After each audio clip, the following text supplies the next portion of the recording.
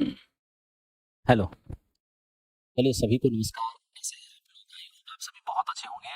और मेरे साथियों, एनसीईआरटी की सीरीज में आप सभी का स्वागत है।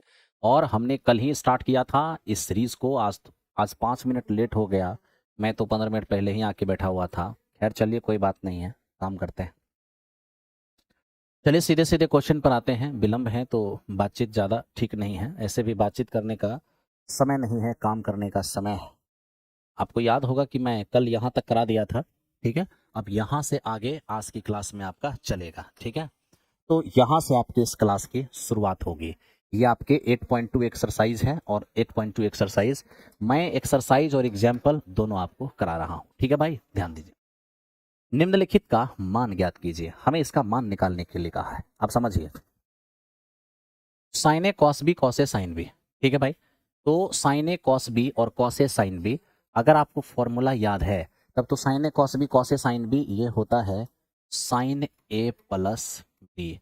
हो जाएगा साइन ए मेरा 30 और 60। साइन 90 और साइन 90 का मान कितना होता है? 1। या तो मेरे दोस्त आप ऐसे कर सकते हैं, अगर आपको याद हो। अगर आपको याद नहीं है तो आप मान बैठा सकते हैं। साइन साइन 60 ये मेरा कॉस 60 है। साइन 30 ये मेरा कॉस 60 है ना। तो ये हमारा 3/4 हो गया, ये मेरा 1/4 हो गया। एलसीएम लेंगे तो यहाँ से भी रिजल्ट मेरा कितना होगा? 1 हो जाएगा, ठीक है। आप सब लोग का 1 आ रहा है, बहुत अच्छा लग रहा है, ठीक है भाई। चलो नेक्स्ट क्वेश्चन पर आते हैं। नेक्स्ट क्वेश्चन देखिए। अब देखिए नेक्स्ट क्वेश्चन हमारे पास 2 tan square plus cos square 30 और माइनस साइन स्क्वायर 60। इसको तो डायरेक्ट आप मान बैठाइए। 2 tan स्क्वायर आपके पास 1 हो गया, ठीक है ना। tan स्क्वायर 1 और ये देखिए कॉस स्क्वायर 30। कॉस 30 होता है √3/2, स्क्वायर करेंगे हो जाएगा 3/4। ये साइन 60, तो साइन 60 √3/2 स्क्वायर करेंगे हो जाएगा 3/4। अभी दोनों आपस में कट खत्म हो जाएगा तो 2 एकम 2। इस क्वेश्चन का आंसर 2 हो गया। जिन भाई का 2 आया होगा एकदम करेक्ट रहा होगा, कहीं समस्या नहीं है। बहुत सारे भाई का 2 आंसर आ रहा है और बहुत अच्छा लग भी रहा है, ठीक है। नेक्स्ट क्वेश्चन पे अब ये देखिए, cos 45 और sec 30 प्लस cosec 30 क्या हो सकता है? सबसे पहले ये cos 45 हमारे पास 1/√2 है। sec 30 ये हमारा हो जाएगा 2/√3 और प्लस cosec 30 ये हो जाएगा 2/1, ठीक है। अब क्या कर सकते हैं? तो यहाँ से अब आपको एलसीएम लेना होगा, ठीक है। तो अब ये देखिए कि 1/√2 ये तो अपने जगह पर है और यहाँ देखिए डिनोमिनेटर में, तो यहाँ आपका √3 हो जाएगा एलसीएम। यहाँ 2 और प्लस 2 √3 ये हो जाएगा 2 और प्लस 2 √3, ठीक है। अब क्या होगा? तो ये हमारे पास 1/√2 और नीचे से देखिए √3 चला जाएगा ऊपर, √3 चला जाएगा ऊपर और फिर डिनोमिनेटर में क्या हो जाएगा? ये 2√3 और प्लस में 2, ठीक है। अब क्या किया जाएगा? अब ऑप्शन तो है नहीं कि यहाँ पर भापा जाए, तो कहने का मतलब क्या हो सकता है हमें ये भी तो देखना होगा। तो अब देखिए यहाँ पर क्या हो सकता है। तो सबसे पहले हम देख रहे हैं कि √3 आपका न्यूमिनेटर में एज इट इज रहेगा और अगर √2 से मल्टीप्लाई करेंगे तो ये हमारा हो जाएगा 2√6, ठीक है, 2√6 और प्लस ये हमारे पास क्या हो जाएगा? तो ये हमारे पास हो जाएगा 2√2। कितना? 2√2, ठीक है। अब आप डायरेक्ट रेशनलाइज कर सकते हैं। देखिए हमारे पास ये √3 है, इन दोनों में से अगर हम 2 कॉमन कर लेते हैं तो √6 और माइनस में √2 है, सॉरी प्लस में √2 है। तो रेशनलाइज जैसे ही करेंगे तो क्या करेंगे? ये √6 और माइनस √2 से गुना करेंगे और उसी √6 और माइनस √2 से आप भाग देंगे तो आपके पास क्या हो जाएगा आगे? तो देखिए आप √3 से अंदर मल्टीप्लाई करिए तो √3 गुने √6 √18, 18 होता है 3√2, ठीक है। और यहाँ √3 इंटू √6 ये हमारे पास हो जाएगा √6 और डिनोमिनेटर में क्या होगा? तो ये हमारे पास 2 है और a plus B into A minus B, A square minus B square, तो 6 माइनस कितने? तो 6 माइनस हो जाएंगे 2। यानी फाइनल इस क्वेश्चन का आंसर होगा 3√2 और माइनस में √6 और बटे में 8। यही इस क्वेश्चन का रिजल्ट हो जाएगा, ठीक है। यही इस क्वेश्चन का रिजल्ट होगा। बाकी मेरे दोस्त एक चीज ध्यान रखो कि अगर इस तरह का सवाल आपके पास कभी भी आता है तो इसमें ज्यादातर ऑपरेशन ऑप्शन के अनुसार होता है कि किस प्रकार का ऑप्शन है, किस तरह से हम काम करें, ठीक है। तो मेरे दोस्त जिस प्रकार से ऑप्शन रहता है उसके अकॉर्डिंग हम इसको ब्रेक करते हैं। यानी ऐसे सवाल का जो एक्सप्लेनेशन होता है, ये ध्यान रखना, ऐसे सवाल का एक्सप्लेनेशन कैसे हम करते हैं? ऑप्शन के अकॉर्डिंग करते हैं, ऑप्शन के अनुसार करते हैं, ये ध्यान रखना। चलो अभी आप देखिए, ये आप जो पढ़ रहे हैं, जिस एग्जामिनेशन की तैयारी करने जा रहे हैं, वो क्लास 10th का बोर्ड एग्जाम नहीं ना है कि स्टेप बाय स्टेप हमको बनाना है। ऑप्शन देख करके उसके अकॉर्डिंग से क्वेश्चन का एफर्ट किया जाता है। यहाँ पर हमारे पास ऑप्शन नहीं था तो हमने अभी आपको एक रिजल्ट ला करके दिखाया। हो सकता है कि ऑप्शन में वही हो, या ऐसा भी हो सकता है कि ऑप्शन यहीं आके छोड़ दे, है ना। तो जहाँ पर ऑप्शन छोड़ेगा हम वहीं तक सॉल्व करेंगे और उसी के अनुसार से चलेंगे। ठीक है भाई। सर ये सब क्वेश्चन आता है? हाँ बिल्कुल, एनसीईआरटी का क्वेश्चन एकदम हूबहू आपके पेपर में आ जाता है। 1.0, 2.0, 3.0 हर जगह पर देखा गया कि हूबहू पेपर में क्वेश्चन आया है। ठीक है। अब ये देखो साइन 30 है, साइन 30 हमारा 1/2 होगा, ये मेरा 1045 है, ये हमारा कॉसेक 60 है जो कि हमारा 2/√3 हो जाएगा। ठीक है। तो साइन 30 1 बटा 2 1045 और ये हमारा कॉसेक 60, ये हो गया सेक 30। सेक 30 हमारे पास कितना हो जाएगा 2/√3। कॉस 60 कितना हो जाएगा, कॉस 60 हमारा 1/2 और कॉट 45 कितना हो जाएगा 1 हो जाएगा।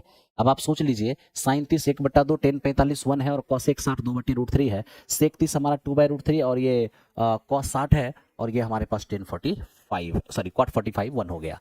अब अगर हम एलसीएम लें तो ऊपर में एलसीएम हमारा हो जाएगा 2√3। ठीक है। तो यहाँ हमारा क्या हो जाएगा √3 आ जाएगा, प्लस यहाँ पूरा पूरा आपका 2√3 आ जाएगा और माइनस ये √3 से 2 2 2 4 तो यहाँ पर आपका 4 रहेगा।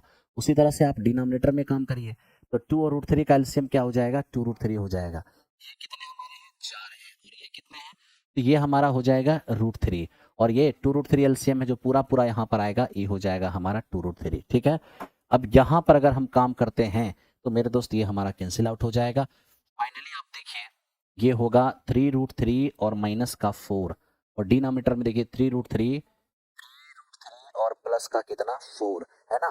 तो अब फिर वही बात ऑप्शन के अकॉर्डिंग मेरे दोस्त यहाँ से हमें आगे चलना होगा, जिस अनुसार ऑप्शन रहेगा उस अनुसार हम मेरे दोस्त चलेंगे।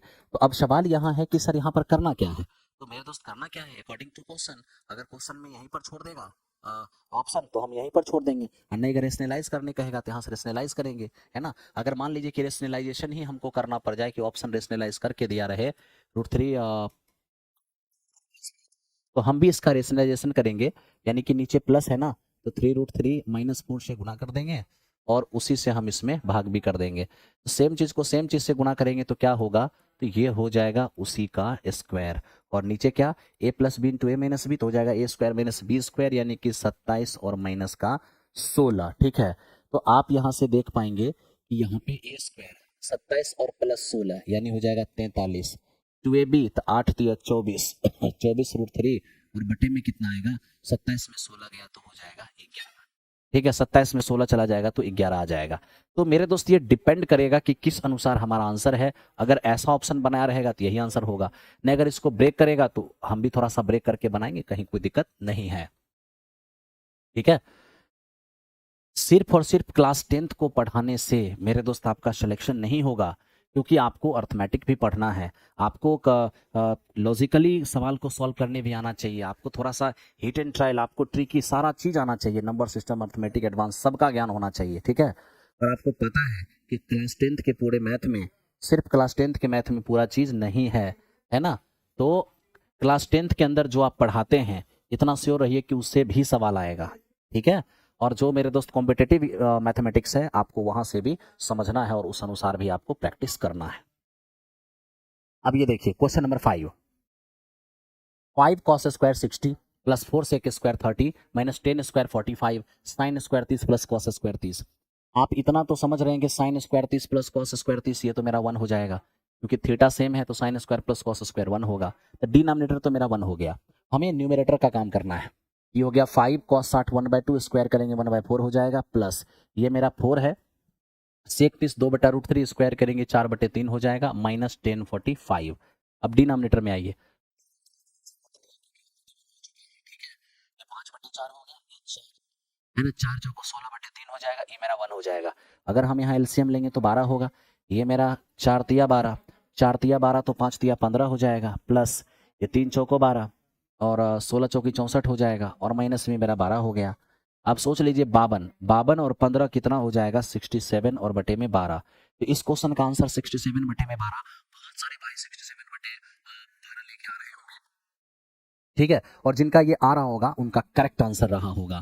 तो ये थे मेरे दोस्त हमारे 5 नंबर सवाल। अब चलता है अब देखिए एग्जैक्ट में ये क्या है, कैसे हम काम कर सकते हैं। आपको मेरे दोस्त मैं एक चीज बताता हूं क्या, आपको ये बात पता होना चाहिए कि साइन 2 थीटा बराबर 2 sine theta into cos theta, और आपको ये भी पता होना चाहिए कि 2 टेन थीटा और बाई में 1 प्लस टेन स्क्वायर थीटा, यानी कि साइन 2 थीटा बराबर 2 sine theta into cos theta और 2 tan theta by 1 plus ten square theta, यानी ये फॉर्मूला भी साइन 2 का ही है और ये फॉर्मूला भी साइन 2 का ही है। आप चाहो तो 2 tan theta by 1 plus ten square theta, आप डायरेक्ट साइन 2 थीटा, थीटा का मान 30 हो जाएगा साइन 60, तो यही आपके इस क्वेश्चन का आंसर हो जाएगा, यानी आप ऑप्शन नंबर सी इसका आंसर दे सकते हो। अब मान लो कि कोई भाई ऐसा होगा जिसको ये फॉर्मूला याद ही नहीं रहेगा। अब जिनको ये फॉर्मूला याद नहीं है वो ये सवाल कैसे बनाएंगे, वो वैल्यू रखेंगे 2 है ना, और 10 कितना 1/√3, और डिनोमिनेटर में आइए 1 प्लस 10 1/√3 स्क्वायर करेंगे 1/3 हो जाएगा, ये क्या होगा 2/√3, 3 चला जाएगा ऊपर और ये 3 और 1 4, 4/3 में 3 ऊपर 4 नीचे, फाइनली सॉल्व करके देखिए √3/2 आएगा। तो आपने देखा कि जब हमने मान रखा तो √3/2, अब √3/2 ऑप्शन में किसका मान है, ये हमारा √3/2 है, ये हमारा 1/2 है, ये हमारा √3 है और ये हमारा 1/2 है, तो हमें चाहिए √3/2। अब √3/2 किस ऑप्शन में है, ऑप्शन नंबर ए में है, ऑप्शन नंबर ए में है, तो यही इस क्वेश्चन का क्या हो गया, आंसर हो गया। आई होप कि आपको समझ में आ गया होगा। ठीक है ब्रदर, चलो अब चलते हैं नेक्स्ट क्वेश्चन की ओर, इसको ध्यान दो। अब देखिए ये मेरा क्या है, इस पर थोड़ा समझिए। अब देखिए सबसे पहली बात, अगर आप में से 1045 आपका 1 होता है, 1045 1 होता है, 1 में से 1 गया 0 और नीचे हो गया 2, तो 0/2 ये फाइनली आपका 0 हो गया है, फाइनली आपका 0 हो गया। तो अब आप देख लीजिए 1090 ये होता है आपका क्या, 1090 आपका अनडिफाइन होता है जबकि मुझे 0 चाहिए। साइन 45 ये मेरा 1/√2 होता है, तो ये भी आंसर नहीं हुआ, ये 1 तो नहीं हुआ, 0 हमें केवल और केवल यहाँ पे दिख रहा है, तो 0 इस क्वेश्चन का आंसर हो गया। तो इससे आसान इसको बनाने के और क्या तरीका हो सकता है, लेकिन मेरे दोस्त आप जब इसको छेड़ दिए हो तो हम एक बात आपको बता देते हैं, क्या, cos 2 थीटा बराबर, ध्यान रखना, cos 2 थीटा बराबर cos की पावर 4 थीटा और माइनस साइन की पावर 4 थीटा बराबर, यहाँ पर cos स्क्वायर थीटा और माइनस में साइन स्क्वायर थीटा, ठीक है। फिर देखो 2 cos स्क्वायर थीटा माइनस 1 बराबर 1 माइनस 2 साइन स्क्वायर थीटा बराबर 1 माइनस टेन स्क्वायर थीटा और by 1 plus ten square theta. तो आप जो देख रहे हो cos 2 थीटा बराबर cos की 4 sin की 4 cos square sin square 2 cos square minus 1 1 minus 2 sin square 1 minus ten square 1 plus ten square, सब फॉर्मूला cos 2 का ही है। तो जब ये भी हमारा cos 2 थीटा का ही फॉर्मूला है, तो हम चाहते तो डायरेक्ट इसको ऐसे लिख सकते थे 1 minus ten square by 1 plus ten square cos 2 theta, theta का मान है 45, cos 90 का मान हो गया 0। तो आप ऐसे 0 कर सकते थे, कहीं कोई दिक्कत नहीं है। तो ऐसे तो मैं 45 रख दिए तो ही आंसर हो गया, लेकिन हम जानबूझ के फॉर्मूला लिख दिए कि कोई चीज बार बार बार बार लिखेंगे तो वो चीजें आपको क्या होगी, याद रहेगी। ठीक है दोस्त, तो ये था हमारा क्वेश्चन नंबर 2। चलते हैं अब नेक्स्ट क्वेश्चन की ओर। इस क्वेश्चन को देखिए, ये क्या लिखता है, लिखता है कि साइन 2a बराबर 2 साइन ए तब सत्य होगा जब a बराबर क्या होगा। मेरे दोस्त आप तो जान लो कि जब a बराबर 0 होगा, क्योंकि साइन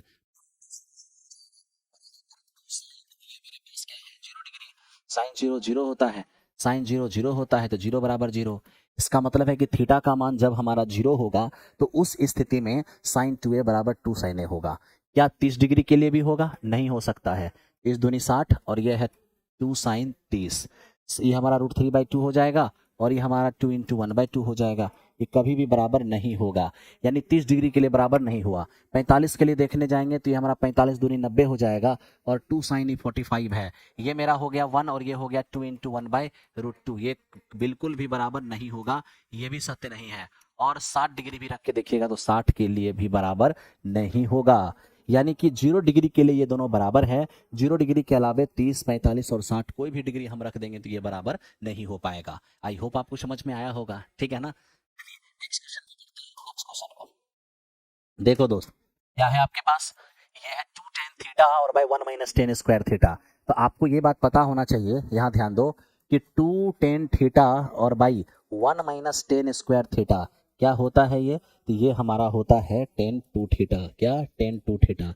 तो 2 tan theta by 1 minus ten square ये होता है टेन 2 थीटा। तो 2 tan theta by 1 minus ten square ये हो जाएगा हमारा टेन 2 थीटा, 2 और थीटा का मान 30 हो जाएगा हमारा 1060। तो 1060 इस क्वेश्चन का आंसर होगा। हमें उम्मीद है कि आप सभी को समझ में आ रहा होगा, ठीक है। आओ मेरे दोस्त नेक्स्ट क्वेश्चन पर, और नेक्स्ट क्वेश्चन देखते हैं, ठीक है भाई, ध्यान दो। अब इसको देखो ये क्या है, ये लिखता है कि टेन ए प्लस बी बराबर √3 और टेन ए माइनस बी बराबर 1/√3। ये भी स्पष्ट लिख दिया कि ए किससे बड़ा है, बी से, ए बड़ा है बी से, ठीक है।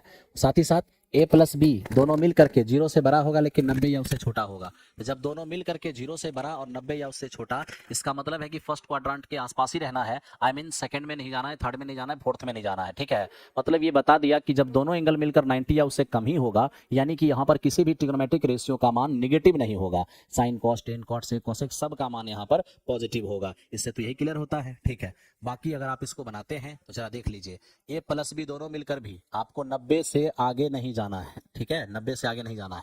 तब तो 10 में कितने डिग्री का मान √3 होता है, 60 डिग्री का मान √3 होता है। 10 में कितने डिग्री का मान 1/√3 होता है, 30 डिग्री का मान 1/√3 होता है। यानी कि आपने देख लिया कि a प्लस बी का मान 60 हो गया और a माइनस बी का मान हमारे पास 30 हो गया। अगर इसको हम सॉल्व करें तो 2a बराबर हमारा 90 होगा और a का मान हो जाएगा 45। तो जब दोनों मिलकर के 60 है, ए का मान 45, तो बी का मान क्या होगा 15, यानी 45 और 15 इस क्वेश्चन का आंसर हो जाएगा से ठीक है। 3 नंबर 60 डिग्री से हो जा रहा है। कौन सा है जो 60 डिग्री से हो जा रहा है भाई, इसकी बात कर रहे हो? देख लो जरा, 60 डिग्री से हो जा रहा है, चेक कर लेते हैं। ये देखो, साइन 2 × 60 रख दो, ठीक है, और यहाँ पर 2 साइन 60 रख दो। तुम देख लो यहाँ पर ये हो जाएगा साइन 120 जो √3/2 होता है, आई हो जाएगा साइन 60 √3/2। अब तुम इतना दिमाग तो तुम्हारा काम करना चाहिए था ना भाई, यहाँ पर कभी बराबर होगा जी, कैसे तुम कह दिए कि बराबर हो गया भाई, हैं? कुछ भी क्यों बोल देते हो, हैं? चलो आगे बढ़ो चलो नेक्स्ट क्वेश्चन पे। कोई बात नहीं दोस्त, चलो ध्यान दो। अब देखते हैं कि क्या इसका आंसर हो सकता है। अब देखिए हमें क्या बोलता है, कहता है कि बताइए कि निम्नलिखित में से कौन सत्य है या असत्य है, कारण सहित अपने उत्तर की पुष्टि कीजिए। अब जैसे आप देखिए, पहले साइन a प्लस बी बराबर sine a plus sine B, ये तो बिल्कुल भी सत्य नहीं है। क्यों? क्योंकि आपको पता होना चाहिए कि साइन a प्लस बी बराबर क्या होता है, sine a into cos B और plus cos a into sine B, cos a into sine B, ठीक है। ये होगा हमारा, हो गया ऑप्शन नंबर, मतलब ऑप्शन नंबर ए क्या फॉल्स हो गया। ये हमारा साइन a प्लस बी बराबर sine a plus sine B, ये मेरा गलत है, ठीक है दोस्त। चलो अब जरा सा यहाँ पर देखो और ध्यान से समझो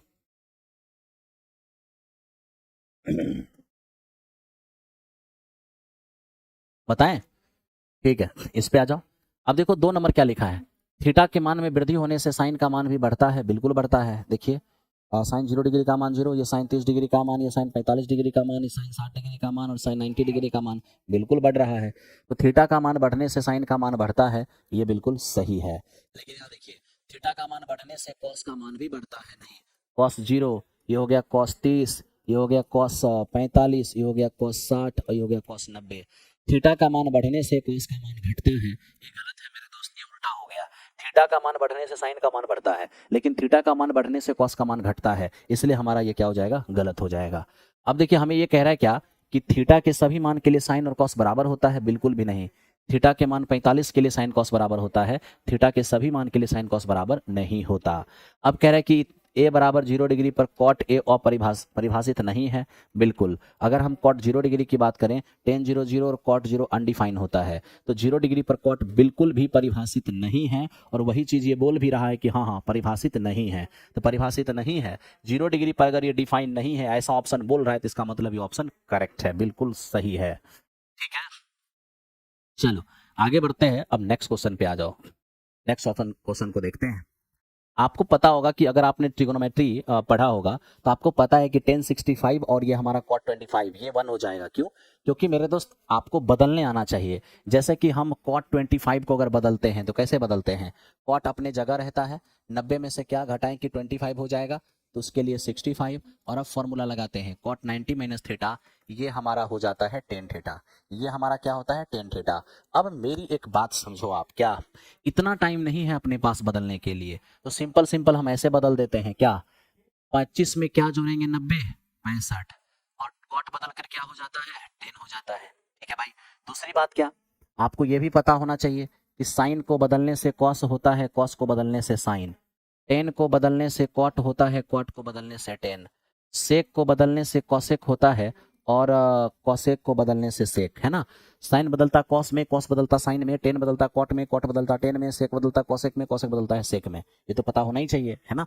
तो अब यहाँ पर किसी एक को चेंज कर दो। अब मेरे दोस्त साइन 65 है, कॉट 25, कॉट 25 को चेंज करोगे, ये भी हमारे पास टेन 65 होगा। ये दोनों आपस में कट जाएंगे और रिजल्ट कितने हो जाएंगे 1, ठीक है। अब हम आपको एक शॉर्टकट भी यहाँ दे देते हैं, क्या, साइन को, यहाँ देखिए, साइन को बदलने से कॉस आता है, कॉस को बदलने से साइन, टेन को बदलने से कॉट आता है, कॉट को बदलने से टेन, सेक को बदलने से कॉसेक आता है, कॉसेक को बदलने से सेक। ध्यान रखना, बदलने से जो आता है अगर बट्टे में नजर आ गया तो ऑलवेज इसका रिजल्ट कितना होगा, 1 होगा, बशर्ते थीटा का योगफल कितना होना चाहिए, 90 होना चाहिए। तो आप इसको एकदम आराम से 1 कर देंगे और कहीं से कोई दिक्कत नहीं होना चाहिए, ठीक है। आओ बढ़ते हैं, नेक्स्ट क्वेश्चन को देखते हैं।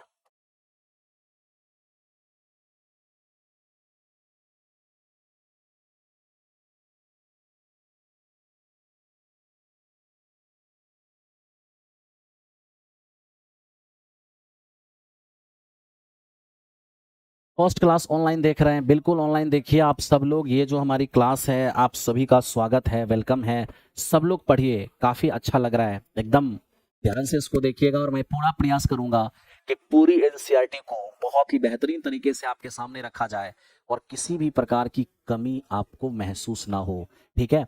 और साथ ही साथ मेरे दोस्त ये भी ध्यान रखना कि पूरे होली के दौरान मैं चाहूंगा कि एनसीईआरटी की थोड़ी लंबी लंबी क्लास भी आपको दी जाए। लंबी लंबी क्लास का मतलब है कि एक एक एक्सरसाइज को एक एक दिन में उड़ाया जाए, जिससे कि आपकी जल्द से जल्द एनसीईआरटी वाली सीरीज कंप्लीट हो जाए और आपको काफी अच्छा लगे, ठीक है।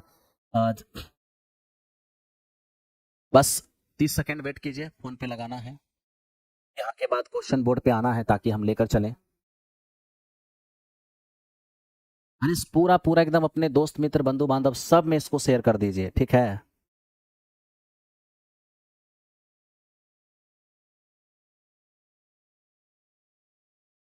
हम्म।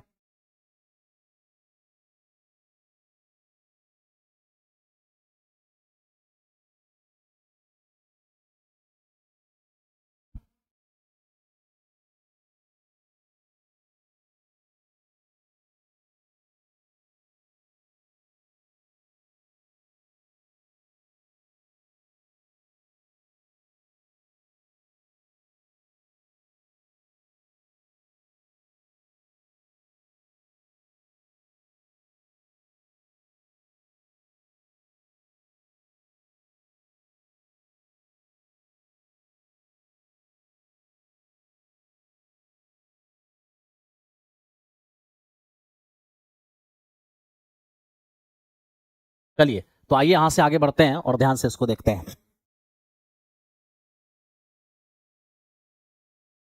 सर चलो ध्यान दो मेरे दोस्त, इसको देखो, लिखता है कि यदि साइन 3a बराबर कॉस a माइनस 26 डिग्री हो तो बताओ सर 3a एक न्यून कोण है तो a का मान क्या होगा। मैंने अभी पहले आपको बता देता हूं नॉर्मली और फिर देखो आप कैसे करोगे। जैसे देखो साइन 3a बराबर कॉस a माइनस 26 है, तो आप बताओ क्या साइन 3a को हम कॉस 90 माइनस 3a लिख सकते हैं। क्या हम साइन 3a को कॉस 90 माइनस 3a लिख सकते हैं, बिल्कुल। Sine 90 minus theta cos cos 90 minus theta sine theta हो जाएगा। तो साइन 3a को कॉस 90 माइनस 3a लिख सकते हैं और ये मेरा कॉस a माइनस 26 डिग्री। तो इस तरह से साइन 3a को आप कॉस के फॉर्म में लिख दिए, ये कॉस में पहले से है। अब मेरे दोस्त आपको कल ही बताए थे कि जब दो ट्रिग्नोमेट्रिक रेशियो आपस में इक्वल हो और वैसी स्थिति में रेशियो इक्वल, तो मेरे दोस्त अगर हमारा रेशियो इक्वल होगा, यदि रेशियो इक्वल होगा तो एंगल भी इक्वल होगा। बस आप एंगल इक्वल कर दीजिए, 90 माइनस 3a और बराबर ये मेरा a माइनस कितना 26। अब a इस पर आएगा तो माइनस का 4a हो जाएगा, ये इस पर जाएगा 116। अब यहाँ से a का मान कितना हो जाएगा 29। तो इस तरह से a का मान कितना हो गया 29 हो गया। लेकिन मैं आपको एक चीज बताता हूँ, कहोगे क्या, साइन को बदलने से कॉस आता है, कॉस को बदलने से साइन, ठीक है, ध्यान रखना। टेन को बदलने से ये मेरा कॉट आता है, कॉट को बदलने से टेन, सेक को बदलने से कॉसेक आता है, कॉसेक को बदलने से सेक। ध्यान रखना, बदलने से जो आता है अगर बराबर में नजर आ गया, ठीक है, तो एंगल का योगफल 90 डिग्री होगा। ये ध्यान रखना, साइन को बदलने से कॉस, कॉस को बदलने से साइन, टेन को बदलने से कॉट, कॉट को बदलने से टेन, सेक को बदलने से कॉसेक, कॉसेक को बदलने से सेक, बदलने से जो आता है बराबर में नजर आ गया तो एंगल का योगफल 90 होगा। अब देख लो इस क्वेश्चन में, साइन को बदलने से कॉस आता है ना, बिल्कुल बराबर में दिख गया ना, बिल्कुल, तो दोनों के एंगल का योग 90 होगा। तुरंत एंगल को जोड़िए, 3a में जोड़ दीजिए a माइनस 26 को और बराबर कर दीजिए 90 के, 4a बराबर हो जाएगा 116, a का मान हो जाएगा 29। तो चीजें आपको जैसे याद रहे बस आपको याद रखना है और मेरे दोस्त काम करना है, ठीक है। 6 to 8 9 10 हर जगह पर मेरे दोस्त काम करने वाला है, इसलिए एकदम बेहतरीन तरीके से देखो, ठीक है। तो ये था हमारा 10 नंबर सवाल। आइए अब आते हैं 11 नंबर सवाल पर। क्या है ये, कह रहा है cot 85 degree plus cos 75 degree को कॉट 85 और कॉस 75 को 0 और 45 के बीच के कोण के त्रिकोणमितीय अनुपात में बदल दीजिए। यानी कि इसके 85 को और इसके 75 को हमें कहा कि 0 और 45 के बीच लेके आइए। तो कैसे लेकर आएंगे, कुछ नहीं करना है, बस इसको चेंज कर देना है। और चेंज कैसे किया जाता है वो समझिए। 85 में क्या जोड़ेंगे 90, तो 85 में क्या जोड़ेंगे 90, तो मेरे दोस्त 5, और ये कॉट जो है ये बदल के क्या हो जाएगा 10। फिर देखिए 75 में क्या जोड़ेंगे 90, तो मेरे दोस्त 15, और कॉस बदल के क्या हो जाएगा, ये मेरा हो जाएगा साइन। तो इस तरीके से हमने क्या किया वो देखिए, कॉट 85 को भी बदल दिया और कॉस 75 को भी बदल दिया। यानी कि 85 और 75 जो है बिल्कुल 0 और 45 के बीच में आ गया। आप देखिए ये भी 0 45 के बीच में है, ये भी 0 45 के बीच में है, और यही इस क्वेश्चन का हमारा आंसर आ गया। बिल्कुल करेक्ट है मेरे दोस्त, ठीक है। जल्द ही अकबर अंसारी जल्द ही स्टार्ट होगा, ठीक है भाई। ये था हमारा 11 नंबर क्वेश्चन। अब चलते हैं 12 नंबर सवाल पर।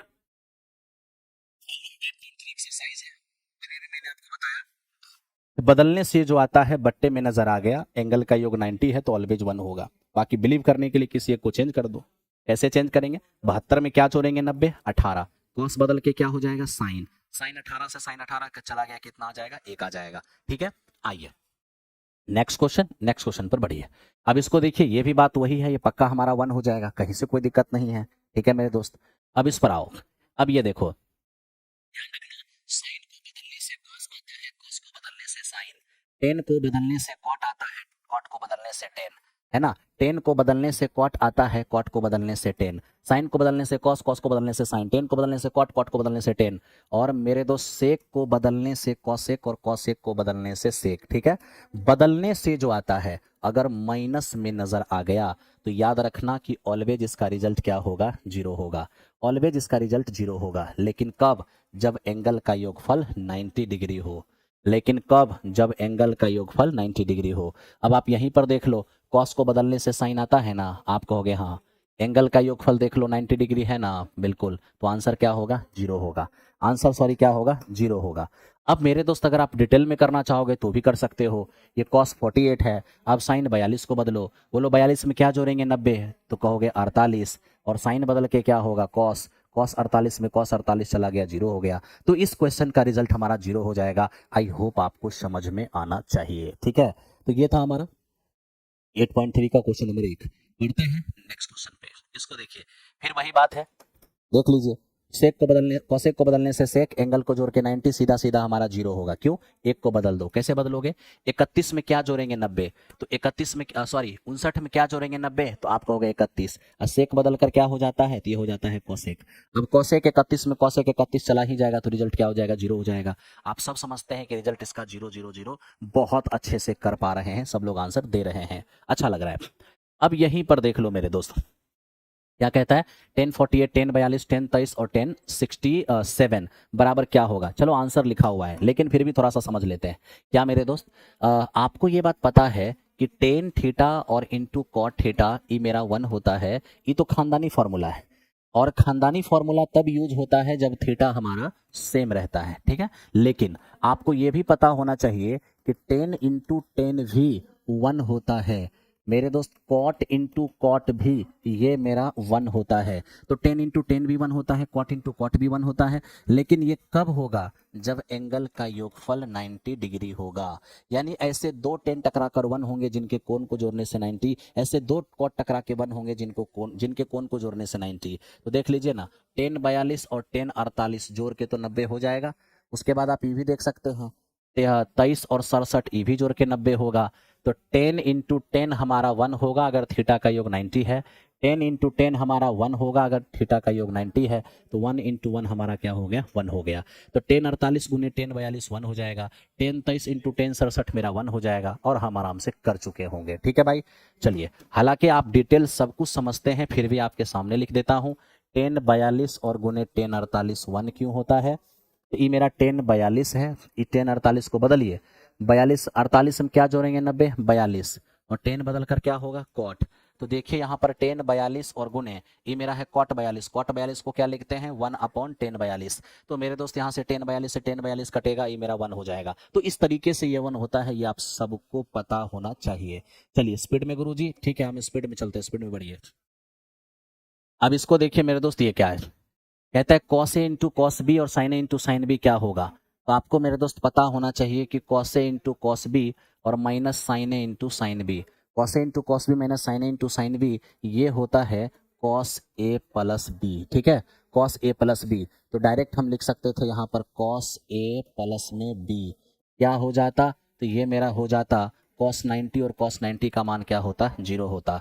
तो इस तरीके से भी बना सकते हैं। लेकिन अगर आप में से किन्हीं को ये फॉर्मूला याद नहीं है तो आप कैसे कर सकते हैं, अगर आप में से किन्हीं को फॉर्मूला याद नहीं है तो यहाँ पर क्या करें, इस दोनों को बदल दें। ठीक है, दोनों को बोलिए, अगर कॉस 38 को बदलें, कॉस 52 को बदलें तो क्या होगा, 38 में क्या जोड़ेंगे, 90, तो मेरे दोस्त 52, और कॉस बदल के क्या होगा, साइन हो जाएगा। फिर देखिए 52 में क्या जोड़ेंगे, 90 38, और कॉस बदल के क्या हो जाएगा, ये मेरा साइन हो जाएगा। ठीक है, और अब यहाँ देखिए साइन 38 और ये हमारा साइन 52। अब सेम चीज में सेम चीज घटिए जाएगा तो रिजल्ट कितना होगा, 0 होगा। तो आपके बनाने के ये भी अंदाज होंगे, एकदम सेट रहिए, कोई दिक्कत नहीं होगा। ठीक है, चलो मेरे दोस्त आगे बढ़ते हैं, नेक्स्ट क्वेश्चन को देखते हैं। देखिए ये क्या है, हम देख रहे हैं 10 2a बराबर कॉट कॉट ना a माइनस 18। तो 10 2a को हम क्या लिख सकते हैं, 10 2a को हम लिख सकते हैं 90 माइनस कॉट 90 माइनस 2a, और ये हमारा है कॉट a माइनस कितना, 18। तो बताइए कॉट 90 माइनस 2a बराबर 10 2a हो जाएगा, बाकी एज इट इज है। अब देखिए रेशियो दोनों तरफ इक्वल है तो एंगल भी इक्वल होगा। तो ये मेरा 90 माइनस 2a और बराबर a माइनस कितना, 18। a चलाएगा माइनस का 3 हो जाएगा और माइनस का 108 हो जाएगा, a का मान कितना हो जाएगा, 36 हो जाएगा। तो इस तरह से आप a का मान 36 ले आएंगे और कहीं से आपको परेशानी नहीं होगा। ठीक है, कहीं से कोई परेशानी नहीं होगा। चलो देखो इसको मेरे दोस्त आप देख सकते हो, ये क्या है, टेन ए बराबर कॉट ए, टेन ए बराबर कॉट ए है, तो टेन को हम क्या लिख सकते हैं, टेन को हम लिख सकते हैं कॉट 90 माइनस ए, और ये मेरा क्या है, कॉट बी। ठीक है, अब दोनों तरफ रेशियो इक्वल है तो दोनों तरफ कॉट छोड़ दीजिए, कॉट छोड़ दीजिएगा तो एंगल आपका क्या हो जाएगा, सेम हो जाएगा। तो मेरे दोस्त रेशियो सेम है तो एंगल भी सेम होगा, एंगल सेम कर दिए तो 90 बराबर क्या हो जाएगा, ए प्लस बी, यानी कि आपका ए प्लस बी बराबर 90। ऐसे भी मैं आपको बताया था कि बदलने से जो आता है बराबर के उस पार दिख जाए तो एंगल का योगफल क्या हो जाएगा, एंगल का योगफल 90 हो जाएगा। ठीक है, इतना बात आप बहुत अच्छे से इसको समझ रहे होंगे। इसको देखिए फिर वही बात है, सेक 4a को हम क्या लिख सकते हैं, कॉसेक 90 माइनस 4a, और ये हमारे पास इधर क्या है, कॉसेक a माइनस 20। अब देखिए दोनों तरफ कॉसेक है ना, कॉसेक को छोड़ दीजिए, अरे सेक 4a को कॉसेक 90 माइनस 4a तो लिख ही सकते हैं। ठीक है, तो दोनों तरफ कॉसेक को छोड़िए, अगर दोनों तरफ कॉसेक को छोड़ देते हैं, ठीक है, यानी रेशियो सेम तो एंगल भी सेम, तो एंगल सेम जैसे ही करेंगे तो ये हमारा क्या होगा, इसको ध्यान से देखो, इसको मेरे दोस्त ध्यान से देखो ठीक से, कि ये ए आके इधर हमारा 5a हो जाएगा और ये उस पर जाके माइनस 111 हो जाएगा, 110 हो जाएगा, तो ए का मान कितना होगा, 22 हो जाएगा। ए का मान 22, ए का मान 22, कोई दिक्कत नहीं है। ठीक है, चलिए अब ये देखिए इस तरह के क्वेश्चन को कैसे सॉल्व करना है वो समझिए। अब इस तरह के क्वेश्चन को जब भी सॉल्व करना होगा तो मेरे दोस्त त्रिभुज एबीसी है ना, तो त्रिभुज के तीनों कोणों का योगफल 180 डिग्री है। अब यहाँ से अगर ए बी को रख लेंगे तो 180 माइनस सी आएगा, अगर यहाँ से बी और सी को रख लेंगे तो 180 माइनस ए आएगा, अगर यहाँ से ए और सी को रख लेंगे तो 180 माइनस हमारा बी हो जाएगा। अब अगर दोनों तरफ हम 2 से भाग दे देते हैं तो ए प्लस बी बाई 2 और इधर हो जाएगा 90 माइनस सी बाई 2। यहाँ भी देख लीजिए दोनों तरफ 2 से भाग दे देंगे तो इधर हो जाएगा 90 माइनस ए बाई 2, दोनों तरफ 2 से भाग दे देते हैं यहाँ भी। ठीक है, यहाँ भी 2 से भाग मैंने दे दिया है, तो ये मेरा ए प्लस सी बाई 2 ही रहेगा, ध्यान देना ए प्लस सी बाई 2 ही रहेगा, और इधर मेरा क्या हो जाएगा 90 माइनस बी बाई 2। उसके 3 को 180, ए बी को रख लिया, सी उस पर गया, बी सी को रख लिया, ए उस पर गया, ए सी को रख लिया, बी उस पार गया और दोनों तरफ 2 से भाग दे दिया। क्या चाहिए था आपको? आपको चाहिए साइन ना, तो दोनों तरफ साइन लगा दीजिए। आप जैसे ही साइन लगाएंगे, मान लीजिए आपको यहीं पर साइन लगाना है तो आप साइन लगा दीजिए इधर भी और साइन लगा दीजिए इधर भी। तो इधर तो एज इट इज रहेगा, इधर साइन 90 माइनस थीटा क्या हो जाएगा? कॉस थीटा हो जाएगा और यही आपका आंसर हो जाएगा। ठीक है, तो चलिए इस तरह से मेरे दोस्त यहाँ पर अंतिम क्वेश्चन अब हो रहा है। यहाँ ध्यान दीजिए, इस प्रकार का क्वेश्चन जब भी बनाना होगा तो ऐसे बनाना, जैसे साइन बदलता है कॉस, ये रेशियो किस में बदलता है उसको यहां लिख देना। ठीक है, और त्रिभुज के 3 कोण में 2 कोण आ गया ना, BC, तो बच कोण गया A, उसके बाद बटा में 2 है तो यहाँ भी बटा में 2 हो जाएगा। अब जैसे मान लो यहाँ पर हमसे कोई पूछ देगा कि 10 B प्लस, मान लो 10 हमसे कोई पूछ दिया कि A प्लस C/2 क्या होगा, तो क्या लिखेंगे? 10 बदलता है किस में? कॉट में। अब AC आ गया तो बच गया क्या? B, बटा में 2 है तो बटा में 2 कर देना, कोई समस्या आपको नहीं रहेगा। ठीक है, और ये मामूली सा सवाल लास्ट क्वेश्चन है, लास्ट क्वेश्चन को ध्यान से देखो। फिर वही कह रहा है कि 67 को और 75 को थीटा और 45 के बीच में ले आइए, तो क्या करना है? दोनों को बदल देना है, बदल दो। अब देखो इसको बदलोगे 90 के अकॉर्डिंग बदलेंगे, 67 में क्या जोड़ेंगे कि 90 हो जाएगा, तो आप कहोगे सर 23, और साइन बदल कर क्या हो गया? कॉस। 75 में क्या जोड़ेंगे 90, तो आप कहोगे सर 15। ठीक है, और कॉस बदल के क्या हो जाएगा? साइन हो जाएगा। तो इस तरह से हमने क्या किया, साइन 67 को चेंज किया, कॉस 23 हो गया, और कॉस 75 को चेंज किया, साइन 15 हो गया। क्यों मैंने चेंज किया? ताकि दोनों का जो एंगल है, चाहे वो 23 हो चाहे वो 15, वो 0 से बड़ा हो जाए और 45 के छोटा हो जाए। जैसा क्वेश्चन कहा था वैसा हमने कर दिया। ठीक है, और मेरी बात एक याद रखना मेरे दोस्त, ये जो सिलसिला है ये रुकना नहीं चाहिए, और पूरे दमखम के साथ अपने पूरे दोस्तों के साथ लगे रहिएगा, और रोज हम लोग इसी तरह से इकट्ठा होंगे और लगातार एनसीईआरटी को जैसे कंसेप्ट के साथ बताने का मैंने प्रयास किया है उसी तरह से बनाएंगे। चलिए, आशीष सर का स्वागत है, और अब यहां से साइंस की धुआंधार बैटिंग होगा, और आप लोग भी एकदम ध्यान से देखोगे और पूरा शेयर कर देना अपने दोस्त मित्र बंधु बांधव सब में, क्योंकि महाप्रलय की शुरुआत हो चुकी है। और एक बात ध्यान रखना है कि आप लोग को कॉमन पेपर की तैयारी के लिए विकास सर का सारथी बैच जरूर ले लेना है, क्योंकि कम से कम पढ़ के अधिक से अधिक आउटपुट देने वाला वो शानदार बैच है, सारथी बैच। धन्यवाद।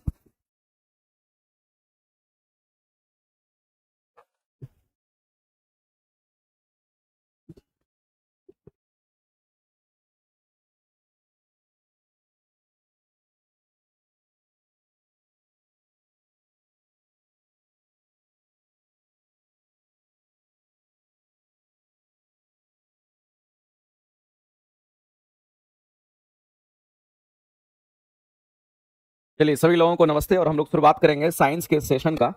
और अभी तो आपका मिक्स क्वेश्चन हम साइंस में करा रहे हैं, लेकिन 2-4 दिन के बाद क्या करेंगे, आपका चैप्टर वाइज क्वेश्चंस कराते चले जाएंगे। खास करके 8, 9, 10 यहाँ तक की 11 तक का एनसीईआरटी जो होगा वो हम आपको करा देंगे, जिससे कि आपकी तैयारी बहुत अच्छी हो जाए और आप बहुत अच्छी तरीके से अपने एग्जाम में फोकस कर पाएं और आप ज्यादा से ज्यादा क्वेश्चन को बना पाएं। क्योंकि एनसीईआरटी से डायरेक्ट बहुत सारा क्वेश्चन न्यूमेरिकल भी दे देता है, कई बार न्यूमेरिकल क्वेश्चन भी हम आपको कुछ करा देंगे, क्योंकि एनसीईआरटी से डायरेक्ट उठा करके आपके एग्जाम में रख दिया जाता है। तो सभी क्वेश्चंस को हम लोग कराएंगे, इसलिए आप तैयार रहिएगा बस। अरे इसमें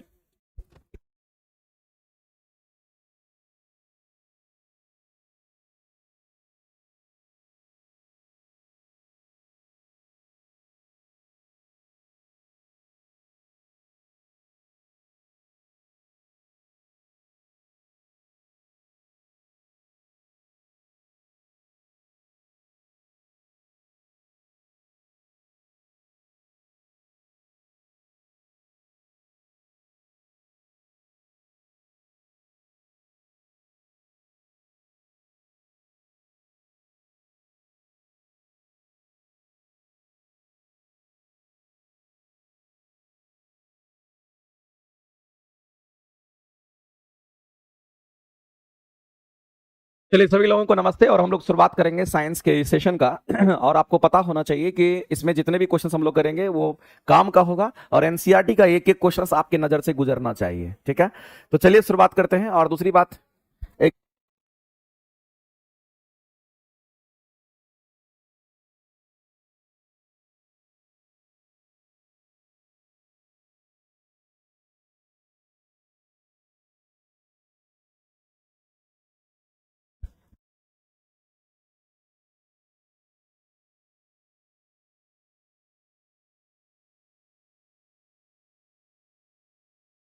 चलिए तो हम लोग शुरुआत करते हैं आज के पहले क्वेश्चन का, और हम लोग यहाँ पर देखते हैं साइंस के जो पहले क्वेश्चन होंगे एनसीईआरटी एससीईआरटी का जो लिया गया क्वेश्चन है उसके बारे में हम चर्चा करने वाले हैं। सबसे पहला क्वेश्चन हमारे सामने में दे रखा है कि हमारे शरीर में बोला गया है कि हमारे शरीर में वसा जो होता है ये वसा निम्न में से भंडारित होती है वह किसमें, यानी कि फैट का जो स्टोरेज होता है वो कहां पर होता है, ये क्वेश्चन आपसे पूछा गया है। तो ये आप अगर क्वेश्चन के आंसर्स करने के लिए जाएंगे तो इस क्वेश्चन के आंसर्स आप क्या करेंगे, तो ये एडिपोज टिश्यू आपका राइट आंसर हो जाएगा और ऑप्शन नंबर बी के साथ आप जाएंगे। लेकिन हम आपको बता देना चाहते हैं मेरे भाई कि जब एडिपोज टिश्यू की अगर हम बात करते हैं, यदि हम यहाँ पर एडिपोज टिश्यू की अगर हम बात करते हैं तो आप एक बात जान लीजिए, ये जो हमारा एडिपोज टिश्यू होता है इसको हम लोग कहते हैं कि ये हमारा संयोजी ऊतक होता है, याद रखिएगा। एडिपोज टिश्यू हमारा कहते हैं हमारा एक संयोजी ऊतक होता है। और दूसरी बात है ये वसा का संग्रह करता है, ये चीज आपको ध्यान रखना है, ये वसा का संग्रह करता है, ये बात आपको ध्यान रखना है। यानी कि जितने भी फैट्स होते हैं उनका स्टोरेज करने का काम कौन करता है, तो हम एडिपोज टिश्यू की हम बात करते हैं। लेकिन ये एक प्रकार का कनेक्टिव टिश्यू होता है जिसको हम लोग यहाँ पर क्या कह रहे हैं, तो जिसको हम लोग यहाँ पर कह रहे हैं कि ये प्रकार का संयोजी ऊतक हमारा होता है। वैसे तो आपको पता होना चाहिए, अगर संयोजी ऊतक की अगर हम बात करते हैं तो आपको इतना बात कम से कम पता होना चाहिए, और लगातार आप क्लासेस कर रहे हैं तो संयोजी ऊतक के बारे में आपको पता होना चाहिए कि हमारा ब्लड भी संयोजी ऊतक होता है, हमारा हड्डी भी क्या होता है जिसको बोन कहते हैं वो भी हमारा संयोजी ऊतक होता है। अगर हम यहां पर लिम्फ की बात करेंगे तो ये भी हमारा क्या होता है, संयोजी ऊतक होता है। अगर हम एडिपोज टिश्यू जिसकी अभी बात कर रहे थे तो ये भी हमारा संयोजी ऊतक होता है, आपको ध्यान रखना है। इसी तरीके से अगर हम बात करते हैं कार्टिलेज के बारे में, जो उपास्थि होता है इसकी बात करेंगे तो ये भी हमारा संयोजी ऊतक होता है। तो संयोजी ऊतक हमारा क्या करता है, एक अंग से दूसरे अंग को जोड़ने का काम करता है, और हमारे शरीर के अंतर्गत ये सारे मौजूद होते हैं अंग, इस बात को ध्यान रखेंगे। तो यहां पर मेरे भाई आपसे जो क्वेश्चन पूछा था ये एडिपोज टिश्यू के बारे में पूछा गया था, और वो क्या करता है, यहां पर फैट का संग्रह करता है, वसा का संग्रह करने का काम करता है, इस बात को ध्यान रखेंगे। और ये एडिपोज टिश्यू कहां होता है, तो हमारे स्किन के नीचे होता है, इस बात को ध्यान रखना, हमारे स्किन के नीचे होता है, ये बात ध्यान रखना मेरे भाई। हमारा जो स्किन होता है उसे स्किन के अंदर, स्किन के नीचे की परत में होता है, स्किन के नीचे की परत में ये चीज होता है, ये बात आपको ध्यान रखना है, स्किन के नीचे की परत में होता है, स्किन के नीचे की जो परत होती है उसी परत में होता है, ये चीज आपको ध्यान रखना, जिसको हम लोग एडिपोज टिश्यू के नाम से हम लोग जानते हैं, ये चीज आपको ध्यान रखना इस तरीके से। अब आता है मेरे भाई हम लोग को यहाँ पर ध्यान रखना है कि हमारे सामने में ये क्वेश्चन तो हमारा बन गया है, लेकिन हम आपको बताना चाहते हैं कि और भी चीजें आप जान लीजिए जो कि आपके एग्जाम में क्वेश्चन बन करके आता है। अगर हड्डी की बात करते हैं, बोन्स की बात करते हैं, तो आप एक बात जान लीजिए मेरे भाई, जब कभी भी हम बोन्स की बात करते हैं यानी हड्डी की अगर हम बात करते हैं तो आप ये समझ लीजिए कि हमारा हड्डी जो होता है ये मुख्य रूप से किसका बना होता है, क्योंकि कैल्शियम फॉस्फेट का बना होता है, ये चीज आपको ध्यान रखना है। ये कैल्शियम फॉस्फेट की हम बात करने वाले हैं, और जो कैल्शियम फॉस्फेट हमारा होता है लगभग 85% तो हमारा यही होगा। और इसके अलावा अगर देखिएगा तो कैल्शियम कार्बोनेट CaCO3 की बात करते हैं, और ये लगभग हमारा 10% होता है।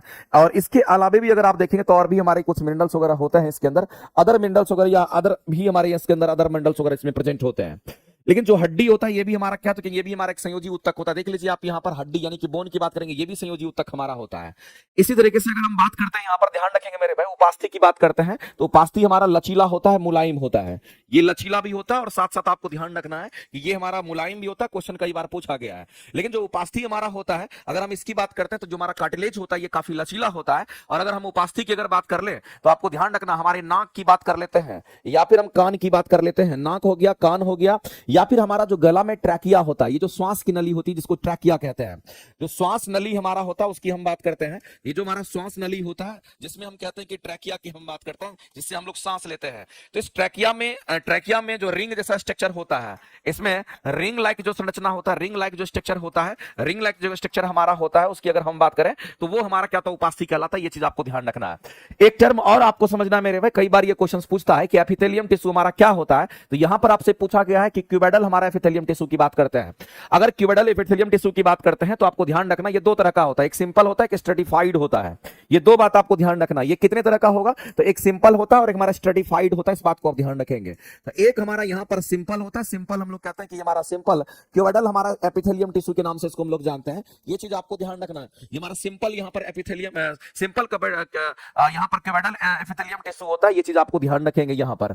और इसके अलावा अगर हम बात करते हैं दूसरा हमारा स्ट्रेटिफाइड होता है, ये हमारा कैसा होता है, यहां पर स्ट्रेटिफाइड होता है, और स्ट्रेटिफाइड हम लोग कहते हैं क्यूबेडल हमारा एपिथेलियम टिश्यू के नाम से हम लोग जानते हैं, तो ये हमारा यहां पर प्रेजेंट होता है। तो मेरे भाई अगर आपको ध्यान रखना कि जो क्यूबेडल हमारा एपिथेलियम टिश्यू होता है ये हमारा कहां पे होता है, हमारी किडनी की बात करते हैं, हमारे शरीर के अंदर जो भी ऑर्गेनेल्स होते हैं उसकी आंतरिक परत और बाहरी परत जो होती है वो क्यूबेडल एपिथेलियम टिश्यू का ही बना होता है, इस बात को आप ध्यान रखेंगे। एपिथेलियम टिश्यू का मतलब ही होता है मेरे भाई कि हमारे शरीर के अंदर जितने भी ऑर्गेनेल्स होते हैं उसकी जो बाहरी परत होती है और जो अंदर की परत होती है वो हमारा किसका बना होता है, तो याद रखना एपिथेलियम टिश्यू का बना होता है। तो क्यूबेडल एपिथेलियम टिश्यू दो प्रकार का होगा और दोनों चीज आपको याद रखना, एक सिंपल होता है, एक हमारा स्ट्रेटिफाइड होता है। और एडिपोज टिश्यू पर यह क्वेश्चन पूछा गया था, इस क्वेश्चन का आंसर हम लोग यहां पर फटाफट करके ऑप्शन नंबर बी के साथ जाएंगे और ऑप्शन नंबर बी आपका राइट हो जाएगा। एडिपोज टिश्यू हमारे स्किन के जस्ट नीचे की परत में हमारा मौजूद होता है। दूसरी बात आपको ध्यान रखना मेरे भाई यहां पर कि अगर हम बात करते हैं एडिपोज टिश्यू की, अगर बात करते हैं ये वसा का संग्रह करता है और जो हमारे शरीर में जो फैट होता है हमारी बॉडी टेम्परेचर को भी कंट्रोल करता है। ये लाइन भी आपको ध्यान रखना है जिस फैट की हम बात कर रहे हैं। और सबसे अधिक एनर्जी अगर हम लोगों को मिलता है तो हमारी फैट के टूटने से मिलता है। अगर हमारी बॉडी में, हम लोगों को पता है कि हमारी बॉडी में एनर्जी हम लोगों को प्राप्त होता है, तो सबसे ज्यादा अगर एनर्जी हम लोगों को बॉडी से अगर मिलता है तो हम कहते हैं फैट के टूटने से मिलता है। इस बात को ध्यान रखेंगे। आपको मिलता कार्बोहाइड्रेट से, आपको मिलता प्रोटीन से भी, आपको मिलता फैट से भी है, लेकिन सबसे अधिक एनर्जी कहां से मिलेगा? तो फैट से। आप इस बात को ध्यान रखेंगे। आगे चलते मेरे भाई, ये साइंस का बैच हमारा आरंभ बैच स्टार्ट हुआ है। ऑनलाइन बैचेस में अगर किसी को लगता है कि हमको साइंस की क्लासेस करनी है, खास करके फिजिक्स, केमिस्ट्री, बायो और जिसकी कंप्लीट थ्योरी आपको क्लासेस करनी होगी, तो ये आरंभ बैच की क्लासेस आप ज्वाइन कर सकते हो। प्लेटफॉर्म बाय नवीन कुमार सिंह एप्लीकेशन पर अवेलेबल है। इस बैच को अगर आप देखना चाहेंगे तो 9 10 के लिए अवेलेबल होगा, 6 to 8 के लिए अवेलेबल होगा और 6 to 8 9 10 जिनका होगा उनके लिए भी अवेलेबल होगा। और ये सेशन 4 करके ये बैच आपको मिलेगा। तो ये बैच आपको प्लेटफॉर्म बाय नवीन कुमार सिंह एप्लीकेशन पर अवेलेबल है। जिनको भी लगता है कि हमको क्लासेस करना है, आप लेकर के कर सकते हैं, आपके लिए वो चीजें अवेलेबल है। आगे चलते हैं, अगला क्वेश्चन आप देख लीजिए। ये एनसीईआरटी का क्वेश्चन आपका दे रखा है और इसमें क्या कह रहा है? क्वेश्चन में कहता है कि तंत्रिका उत्तक कहां नहीं पाया जाता है। किसमें तंत्रिका उत्तक हमारा नहीं पाया जाता, ये आपसे क्वेश्चन पूछा गया है। तो मेरे भाई हम लोग जानते हैं कि तंत्रिका उत्तक की अगर बात करते हैं इसको हम लोग नर्वस टिश्यू के नाम से हम लोग जानते हैं। ये नर्वस टिश्यू की हम बात करते हैं कहां पर हमारा नहीं होता है। तो इस क्वेश्चन में अगर आंसर करेंगे तो हम लोग यहां पर टेंडन करेंगे। टेंडन में हमारा क्या होता है? यहां तंत्रिका उत्तक नहीं होता। इस बात को आप ध्यान रखेंगे मेरे भाई। अगर हम यहां पर टेंडन की अगर हम बात करते हैं तो आप एक लाइन में जान लीजिए, कल भी हम आपको बताए थे जो टेंडन हमारा होता है, टेंडन की बात करते हैं तो ये हड्डी और मांसपेशी का जो जोड़ होता है उसी को टेंडन कहते हैं। हड्डी और मांसपेशी का जो जोड़ होता है, हड्डी और किसका? तो कहेंगे हड्डी और मांसपेशी। हड्डी और मांसपेशी का जो जोड़ होता है उसी को हम लोग टेंडन कहते हैं। ये बात आपको ध्यान रखना है। दूसरी बात आपको मैं आपको बताना चाहता हूं मेरे भाई कि अगर हम मस्तिष्क की बात करते हैं, मेरुरज्जु की बात करते हैं, तो ये तो दोनों हमारा क्या है? तो कहेंगे यहां पर हम कहते हैं सेंट्रल नर्वस सिस्टम का ये पार्ट होता है और इसमें तो नर्वस टिश्यू हमारे मौजूद होते हैं। और एक बात और जान लीजिए, इसमें हमारे नर्वस टिश्यू नहीं होता। ये बात आपको ध्यान रखना। इसमें मेरे भाई यहां पर नर्वस टिश्यू हमारा नहीं होता। ये चीज आपको ध्यान रखना। ये हमारा नर्वस टिश्यू यहां पर नहीं होता है। ये लाइन आपको ध्यान रखना, क्योंकि क्वेश्चन आपके एग्जाम में पूछता है और पूछेगा इस तरीके से, आपको आंसर भी करके आना इस तरीके से, चाहे लिगामेंट बोले या फिर टेंडन बोले, आप आराम से आसानी से आंसर कर सकते हैं मेरे भाई। यहीं पर आप लिगामेंट भी कह सकते हैं, तो लिगामेंट में भी हमारा नहीं होता और टेंडन में भी हमारा नहीं होता है। तो कहेंगे यही हमारे इस क्वेश्चन के आंसर्स हो जाएंगे। लेकिन अगर हम बात करते हैं नर्व सेल्स की, अगर बात करते हैं, अगर हम नर्वस टिश्यू की अगर बात करते हैं तो हमारे तंत्रिका में भी मौजूद होता है। और हम लोग जानते हैं हमारा तंत्रिका जो होता है, हमारा जो नर्व होता है, हमारा जो नर्व होता है वो नर्वस टिश्यू से ही बना हुआ होता है, नर्वस टिश्यू से बना होता है। तो आपको ये बात ध्यान रखना, अगर हम यहाँ पर नर्व की बात करते हैं, ये जितने भी हमारे नर्व होते हैं वो किसका बना होता है? तो नर्व टिश्यू का बना होता है। इस बात को आप ध्यान रखेंगे। तो ये हमारा नर्वस टिश्यू का ही बना होता है, नर्वस टिश्यू का बना होता है। ये चीज आपको ध्यान रखना है। नर्वस टिश्यू का बना होता है, ये जो हम नर्व की बात करते हैं ये इसी का बना होता है। तो इसका मतलब मेरे भाई ये तो हमारा इसका बना होता है। दूसरी बात आप जानते होंगे सेंट्रल नर्वस सिस्टम की हम बात करते हैं, जिसको शॉर्ट में सीएनएस के नाम से हम लोग जानते हैं। और ये सेंट्रल नर्वस सिस्टम के अंतर्गत हमारा दो चीज आता है, एक तो हमारा ब्रेन आता है और दूसरा हमारा यहां पर स्पाइनल कॉर्ड की हम बात करते हैं, जैसा कि आपको लिखा हुआ है। तो ये दो बात आपको ध्यान रखना। अगर ब्रेन की बात करते हैं और हमारा ब्रेन हमारा मस्तिष्क कहलाता है और मेरुरज्जु जिसको हम लोग स्पाइनल कॉर्ड के नाम से जानते हैं, इस ब्रेन को आप क्या कहेंगे? तो ये हमारा मस्तिष्क होता है। इस बात को ध्यान रखना, ये हमारा मस्तिष्क होता है। और स्पाइनल कॉर्ड की अगर हम बात करते हैं तो ये हमारा क्या होता है? इसको हम लोग यहाँ पर मेरुरज्जु के नाम से जानते हैं, ये हमारा मेरुरज्जु होता है। इस बात को आप ध्यान रखेंगे। तो मेरुरज्जु की बात करते हैं, स्पाइनल कॉर्ड की बात करते हैं, तो आपको ध्यान रखना मेरे भाई दोनों के दोनों हमारे सेंट्रल नर्वस सिस्टम का पार्ट होता है। इस बात को आप ध्यान रखेंगे। यहां पर भी नर्वस सिस्टम हमारे मौजूद होते हैं। तो ये क्वेश्चन कई बार पूछता है। और एक क्वेश्चन मेरे में बहुत ही ज्यादा फेमस क्वेश्चन है, शायद आपके एग्जाम में पूछने की संभावना, इसलिए मैं यहां पर इंडिकेट कर देता हूं। सेंट्रल नर्वस सिस्टम को अफेक्ट कौन करता है? तो आपको ध्यान रखना है, इसको अफेक्ट कौन करता है? तो कहना रेबीज की बात करते हैं। कौन करता है मेरे भाई? तो आप याद रखना रेबीज की बात करता है। रेबीज हमारा कैसे होता है? तो कुत्ता के काटने से होता है। कुत्ता के काटने से रेबीज होता है। ये चीज आपको ध्यान रखना है। और कुत्ता के काटने से रेबीज होता है, उसके सलाइवा में हमारे क्या होता है? यहाँ पर रेबीज वायरस होता है, उसी से हमारा सेंट्रल नर्वस सिस्टम हमारा अफेक्ट होता है। और कहते हैं कि ब्रेन यदि आदमी पागल हो जाता है और स्पाइनल कॉर्ड यानी कि उसका ये क्षतिग्रस्त हो जाता है, जिसके कारण वो क्या करता है? तो अपनी संतुलन की स्थिति को बनाए नहीं रख पाता। इस बात को आप ध्यान रखेंगे। तो मेरे भाई ये सब सारी पॉइंट्स आपको ध्यान रखने चाहिए, क्योंकि छोटे छोटे पॉइंट्स हैं और सभी पॉइंट्स पर आपको नजर रखना पड़ेगा। अगर हम नर्व की बात करते हैं तो आपको पता होगा जो नर्व हमारा होता है ये क्या करता है? हमारे शरीर के अंदर सारे सिग्नल्स को हमारे ब्रेन वगैरह तक पहुंचाने का काम कौन करता है? तो हमारा नर्व ही करता है। ये लाइन भी आपको ध्यान रखना है। तो कहां पर हमारा तंत्रिका उत्तक नहीं होगा? कहेंगे कंड्रा यानी कि टेंडन में नहीं होगा, क्योंकि टेंडन हमारा एक प्रकार का जॉइंट्स बनाता है। लेकिन वो जॉइंट्स किसका होगा? तो कहेंगे हड्डी और मांसपेशी का जॉइंट्स को टेंडन कहते हैं और उसको हम लोग ध्यान रखेंगे। आगे चलते हैं, अगला क्वेश्चन हम लोग देखते हैं। एक बात याद रखिएगा मेरे भाई, हम आपको अभी तो करा रहे हैं ये क्लासेस पूरी तरीके से, और इसमें मिसलेनियस क्वेश्चन आप देख पा रहे होंगे और सभी आपके लिए यूजफुल क्वेश्चंस हैं और आपको इसी तरह से यूज टू होना होगा मेरे साथ में। उसके बाद हम क्या करेंगे, जो आपके 8, 9, 10, 11th तक का जो आपका एनसीईआरटी होगा उसके चैप्टर वाइज क्वेश्चंस को भी उठा करके हम आपको यूट्यूब सेशन पर करा देंगे, ताकि आप आसानी से जो है बहुत ही प्यार से इस क्वेश्चन को कर सकते हैं और एग्जाम में आपको थोड़ा भी दिक्कत नहीं होगा।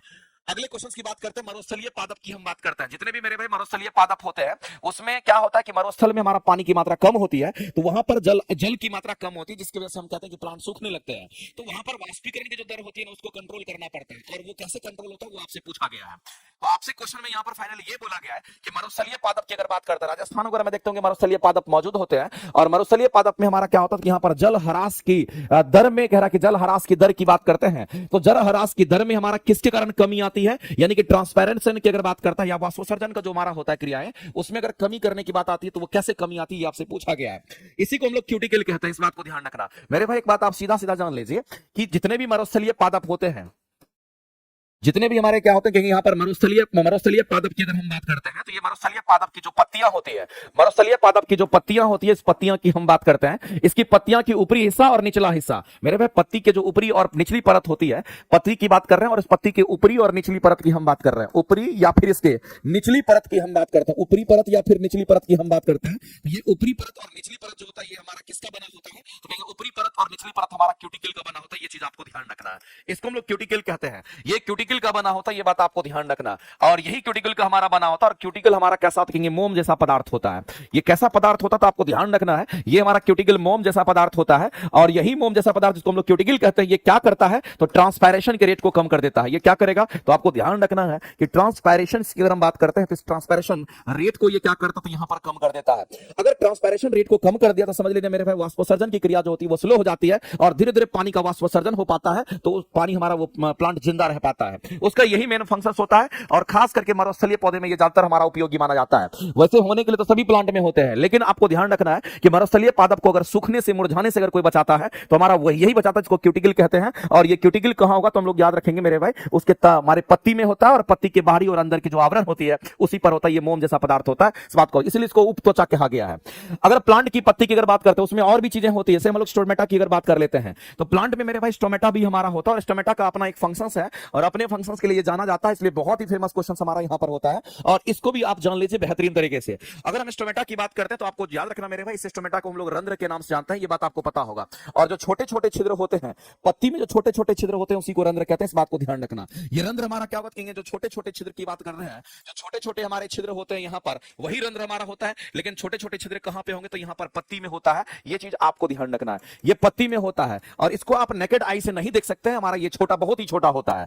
और इसी स्टोमेटा की बात करते हैं, रंध्र की हम बात करते हैं, इसको ऑपरेट कौन करता है, तो इसको मेरे पे ध्यान रखना है। इसको ऑपरेट करने के लिए हमारा कौन होता है, इसको ऑपरेट दोनों तरफ से हमारा बीम लाइक स्ट्रक्चर ऐसे बना हुआ रहता है, बीच में रंध्र होता है, और उसको ओपन करने और क्लोज करने, ओपन और क्लोज करने के लिए हमारा कौन होता है, तो इसको ऑपरेट करने के लिए आपको ध्यान रखना है। इसको ऑपरेट करने के लिए हमारा कौन होगा, इसको ऑपरेट करने के लिए हमारा गार्ड सेल वहां पर लगा हुआ रहता है। इसको हम लोग क्या कहते हैं, ये हमारा गार्ड सेल होता है, ये चीज आपको ध्यान रखना है। तो गार्ड सेल के कारण हमारा क्या होगा, तो ये ऐसे करके हमारा दोनों तरफ से हमारा बीम लाइक स्ट्रक्चर ऐसा होता है, और ये ऐसे अगर हट गया तो ओपन हो गया, सट गया तो हम लोग कहेंगे क्लोज हो गया।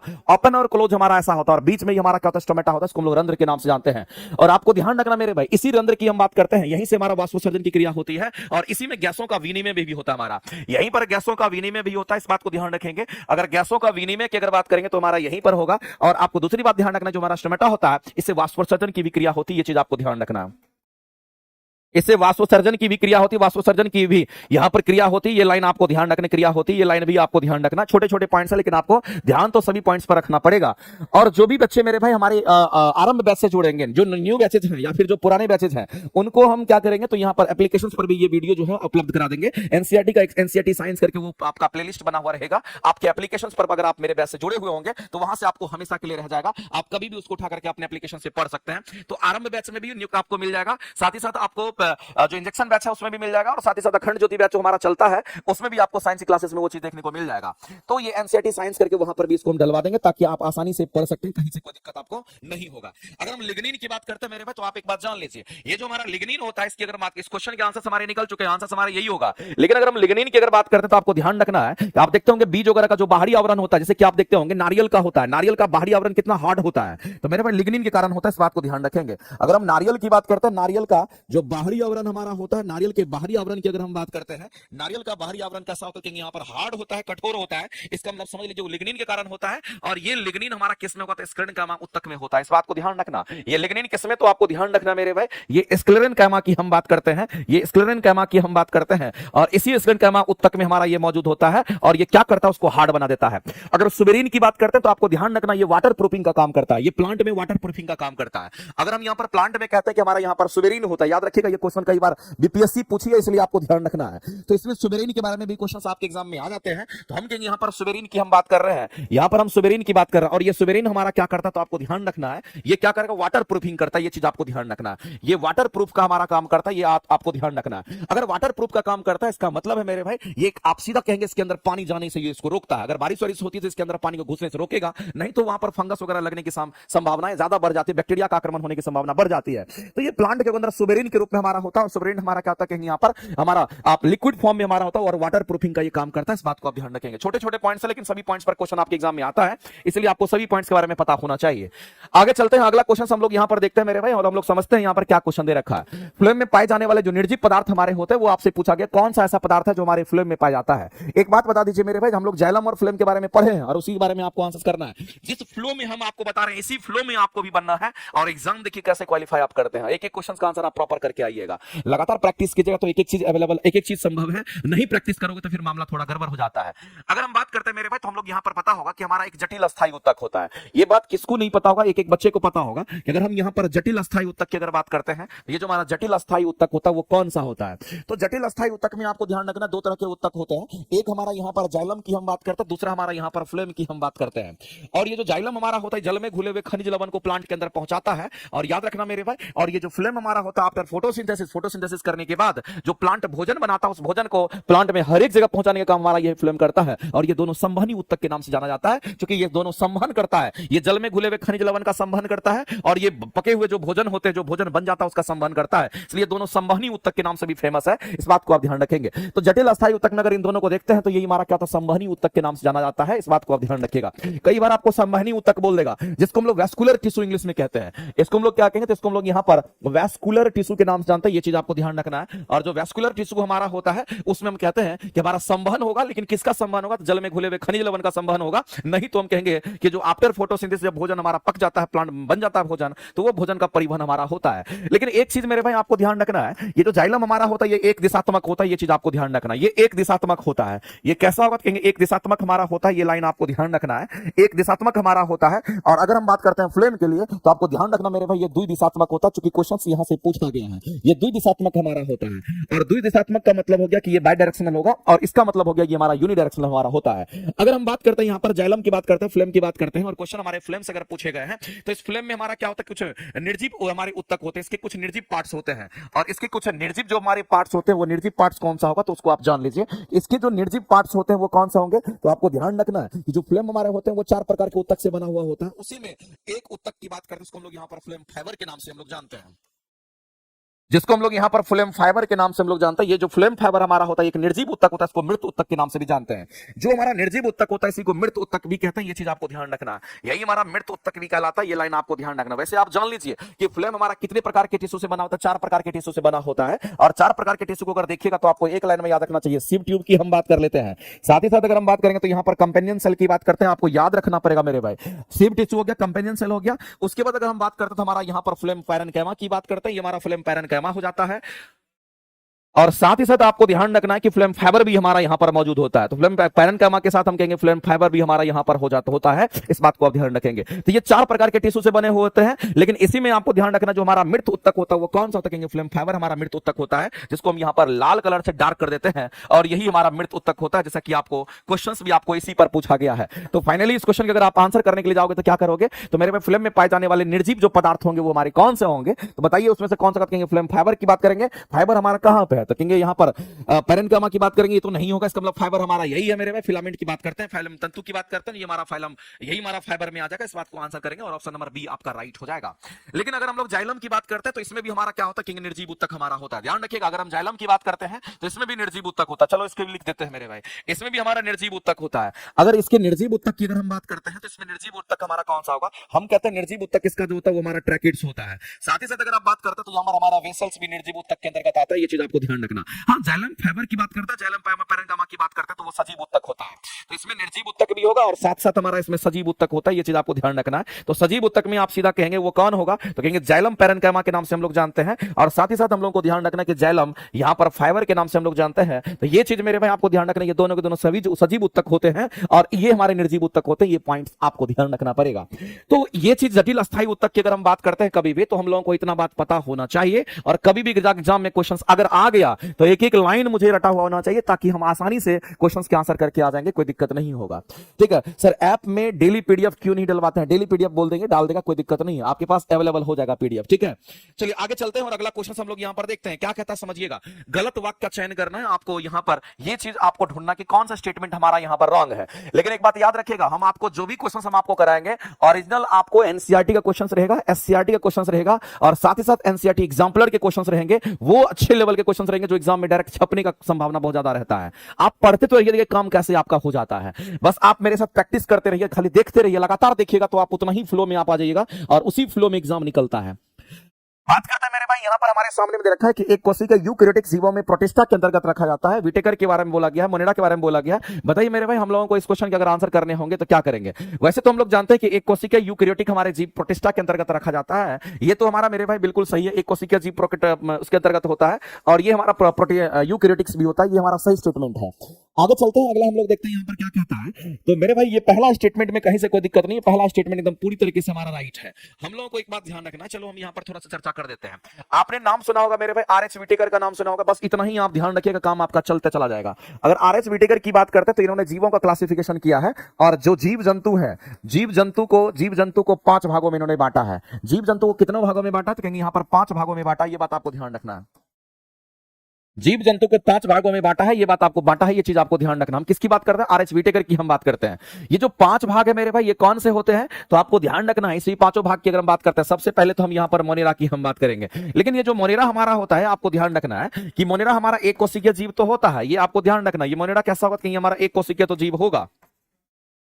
मोनेरा कैसा होगा, कहीं इसको हम लोग यहाँ पर एक कोशिकीय जीव तो कहेंगे, लेकिन आपको ध्यान रखना है कि मोनेरा हमारा प्रोकैरियोटिक सेल से बना होता है, इसलिए हम कहते हैं ये प्रोकैरियोट्स हमारे होते हैं। ये प्रोकैरियोटिक सेल से बने होते हैं, इस बात को ध्यान रखना, ये प्रोकैरियोट्स हमारा होता है, ये हमारा मोनेरा होता है, एक कोशिकीय जीव हमारे होते हैं। इसी में आपका एग्जांपल याद रखना, ब्लू ग्रीन अलगी की हम बात करते हैं। तो जो ब्लू ग्रीन अलगी की हम बात करते हैं, जिसको साइनोबैक्टीरिया के नाम से भी आप जानते हो, जिसको नील हरित सवाल आप कहते हैं, इसी को हिंदी में नील हरित सवाल के नाम से हम लोग जानते हैं। ये नील हरित सवाल हमारा है, ये नील हरित सवाल हमारा होता है, इस बात को आप ध्यान रखेंगे।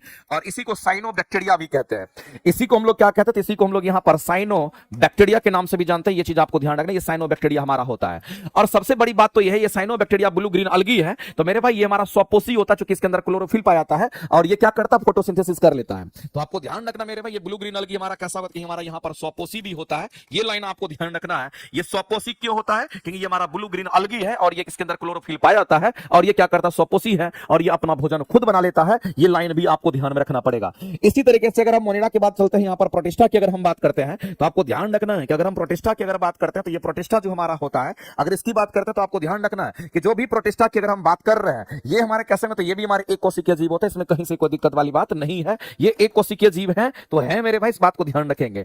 अगर ये एक कोशिकीय जीव है तो क्या ये प्रोकैरियोटिक सेल से बना? नहीं, ये हमारे यूकैरियोटिक सेल से बना होता है, इस बात को ध्यान रखेंगे। ये हमारा यूकैरियोटिक सेल से बना होता है और ये हमारे यूकैरियोटिक सेल से बना होता है, ये चीज आपको ध्यान रखना है। ये यूकैरियोटिक सेल से बना होता है, ये चीज आपको ध्यान रखना, यूकैरियोटिक सेल से हमारा ये बना होता है।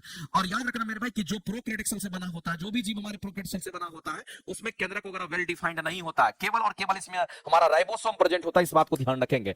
अगर ये प्रोकैरियोटिक सेल से बना होता है तो कहेंगे इसमें हमारा केंद्रक वगैरह वेल डिफाइंड नहीं होता है, इसमें केंद्रक भी नहीं होगा, केंद्रक झिल्ली वगैरह कुछ नहीं होगा, केवल और केवल राइबोसोम प्रेजेंट होता है, इस बात को ध्यान रखेंगे। लेकिन अगर कोई यूकैरियोटिक सेल से बना होता है इसमें सब कुछ हमारा पूरी तरीके से हमारा डेवलप होता है, इस बात को आप ध्यान रखेंगे। अगर कोई यूकैरियोटिक सेल से बना होता है उसमें सब कुछ डेवलप होता है। तो सिर्फ यहां पर मोनेरा प्रोटिस्टा नहीं होगा, इसके अलावा भी मेरे भाई एनीमिलिया वगैरह होता है। इसके अलावा भी अगर आप चलेंगे तो आपको पता चल जाएगा कि तीसरा की अगर बात कर ले, चलो शॉर्ट में हम लिख देते हैं यहां पर, तीसरे की अगर बात करते हैं तो हम यहां पर एनीमिलिया की बात करते हैं, ये हमारा यहां पर एनीमिलिया की हम बात करते हैं, ये एनीमिलिया हो गया। चौथे की अगर हम बात करते हैं तो यहां पर मोनेरा हो गया, प्रोटिस्टा हो गया, एनीमिलिया हो गया। अगर हम यहां पर फंगी की हम बात करते हैं, फंजाई की बात करते हैं, और पांचवे की अगर बात करते हैं तो ये हमारा यहां पर प्लांटी की हम बात करते हैं। मेरे भाई आपको ध्यान रखना ये सभी हमारे क्या तो आरएच विटेकर ने इनका क्लासिफिकेशन किया था, लेकिन सिर्फ यही हमारे प्रोकैरियोटिक सेल से बने होते हैं और इसमें केंद्रक वगैरह का डेवलपमेंट हमारा नहीं होता है, लेकिन ये स्वपोषी होता है। इसके अलावा जितने भी हमारे यहां पर चार और बचे हुए हैं ये सभी के सभी हमारे प्रोकैरियोट्स होते हैं, सॉरी यूकैरियोट्स होते हैं, और इसके अंदर हर चीज डेवलप होता है। याद रखना मेरे भाई जो प्रोकैरियोटिक सेल से बना हुआ होता है इसमें सब कुछ एब्सेंट होगा, केवल इसमें राइबोसोम होता है। आपके एग्जाम का ये क्वेश्चन है, आपको ध्यान रखना है। चलिए गलत को खोजना है तो हम लोग कहेंगे यूकैरियोटिक सेल से बना हुआ हमारा प्रोटिस्टा होता है, और प्रोटिस्टा के अंतर्गत हमारा कौन आता है, याद रखना मेरे भाई इसी के अंतर्गत हमारा अमीबा आता है। अमीबा एक कोशिकीय जीव होता है, आप सभी लोगों को पता होगा। अमीबा का आकृति अलग अलग होता है, अमीबा हो गया, यूग्लिना की हम बात करते हैं, अमीबा हो गया, यूग्लिना की हम बात करते हैं, या फिर साथ साथ हम क्या कहेंगे तो अमीबा हो गया, यूग्लिना हो गया, पैरामीशियम, आपको याद रखना है। पैरामीशियम की हम बात कर लेते हैं, ये सब हमारा होता है। और याद रखना यूग्लिना हमारा एक ऐसा जीव होता है जो हमारे यहाँ पर प्लांट और जंतु दोनों के बीच खड़ी बनी जाती है, क्योंकि यूग्लिना के अंदर भी क्लोरोफिल होता है और ये फोटोसिंथेसिस करके अपना भोजन बना लेता है। तो ये पहला स्टेटमेंट हमारा सही है। दूसरा कहता है कि विटेकर के द्वारा कोशिका संरचना, पोषण के स्रोत एवं प्रक्रिया को ध्यान में रखते हुए जीवों को कितने भाग में क्लासिफाई किया था, तो जीवों को यहाँ पर 5 भागों में क्लासिफाई किया था। मेरे भाई ये बिल्कुल स्टेटमेंट हमारा करेक्ट है। आगे चलते हैं, मोनेरा जगत एवं प्रोटिस्टा जगत दोनों स्वपोषी हमारे होते हैं और विषमपोषी होते हैं। अगर हम मोनेरा की अगर बात करते हैं इसमें हमारा साइनोबैक्टीरिया आ गया, और प्रोटिस्टा की अगर हम बात करते हैं तो इसमें हमारा विषमपोषी, यानी कि स्वपोषी विषमपोषी, यानी कि दोनों के दोनों सही है। तो मेरे भाई अगर मोनेरा की बात करेगा तो इसमें साइनोबैक्टीरिया जो कि ब्लू ग्रीन अलगी होता है वो स्वपोषी होता है। मैंने आपको यहीं पर बता दिया जो मोनेरा है उसी में ब्लू ग्रीन अलगी हमारा होता है और वो स्वपोषी होता है। ये लाइन आपको ध्यान रखना, क्योंकि एग्जाम का ये क्वेश्चन है, आपको ध्यान रखना पड़ेगा। लेकिन इसके अलावा अगर प्रोटिस्टा की बात करते हैं जो दूसरे पर निर्भर करता है उसको विषमपोषी कहते हैं, परपोषी के नाम से हम लोग जानते हैं। इसके अलावा जो प्रोटिस्टा संघ के जो जीव होते हैं वो विषमपोषी होते हैं। ये बिल्कुल स्टेटमेंट हमारा करेक्ट है, इसमें कहीं से कोई दिक्कत वाली बात नहीं है, आप इसको करेक्ट करेंगे। पहला सही है, दूसरा सही है, तीसरा भी सही है, लेकिन चौथे स्टेटमेंट पर आप जब चलेंगे तो मोनेरा जगत के जीव में सुस्पष्ट केंद्रक की बात कर रहा है। मेरे भाई हमने तो आपको पहले ही बोल दिया है कि जो मोनेरा हमारा होता है उसके अंदर हमारा केंद्रक का डेवलपमेंट नहीं होता है, क्योंकि वो प्रोकैरियोटिक सेल से बना होता है। तो ये कहीं ना कहीं यहाँ पर गलत स्टेटमेंट था और गलत स्टेटमेंट को ही आंसर करना था, इसलिए इस क्वेश्चन के अगर आंसर करेंगे तो ऑप्शन नंबर डी हमारा कहीं ना कहीं यहाँ पर करेक्ट हो जाएगा। आपको सारे पॉइंट्स को इसी तरीके से कवर करके पूरी तरीके से तैयारी करना पड़ेगा। आप देखिएगा मेरे भाई जिस फ्लो में हम आपको करा रहे हैं इसी फ्लो में आपको पूरी तरीके से तैयार होना पड़ेगा। आपके सामने में दिख रहा होगा ये सारथी बैच विकास सर के द्वारा दिया जाता है। अगर किसी को लगता है कि कॉमन पेपर की तैयारी करनी है और अच्छी तैयारी करनी है तो आप लगातार मेरे भाई अपनी तैयारी को बेहतरीन करने के लिए सब कुछ अवेलेबल है और आपको मेहनत करना है, उनके लिए बैच आपको दिख रहा होगा। अगर आप सारथी बैच ले लेते तो आपके कॉमन पेपर की तैयारी बहुत अच्छे से हो जाएगी और यहां से आपको कम समय में ज्यादा आउटपुट आपको मिल सकता है, इसमें कोई दिक्कत नहीं है। आगे चलते हैं अगले क्वेश्चन की अगर हम बात करते हैं, अगला क्वेश्चन हमारा क्या कहता है, अगला क्वेश्चन पर हम लोग चलते हैं, कहता है कि गलत वाक्य को चूज कीजिए। अगर हम लोग रॉन्ग स्टेटमेंट को फिर से चयन करने की बात करेंगे, वैसे एनसीईआरटी के बहुत सारे ऐसे क्वेश्चन होते हैं जिसमें ऐसा ही क्वेश्चन आपको ज्यादातर मिलेगा। तो एनसीईआरटी के क्वेश्चंस और एनसीईआरटी एग्जाम्पलर के जो क्वेश्चंस होंगे वो आपके लिए खासा इंपॉर्टेंट है। आप समझिए कि एनसीईआरटी के एक एक क्वेश्चंस को हम देख करके जाएंगे और हमारा ये टारगेट है कि एक एक क्वेश्चंस को हम दिखा करके ही आपको दम लेंगे और एक एक क्वेश्चंस को आपकी नजर से गुजार देंगे कि ऐसा क्वेश्चन पूछेगा और आपको ये आंसर करके आना है। और आप सिर्फ लगातार खाली देखते रहिए, आपको मजा आ जाएगा और एक एक चीज को आप बढ़िया तरीके से समझ लेंगे। आगे बात करते हैं मेरे भाई, यहां पर हम लोग एविज वर्ग की बात करते हैं तो आपको समझना है मेरे भाई, एब्स यानी कि पक्षी वर्ग की जो बात होती है ना, जो पक्षी वर्ग के जो जीव होते हैं उसको एब्स कहते हैं, इस बात को ध्यान रखना।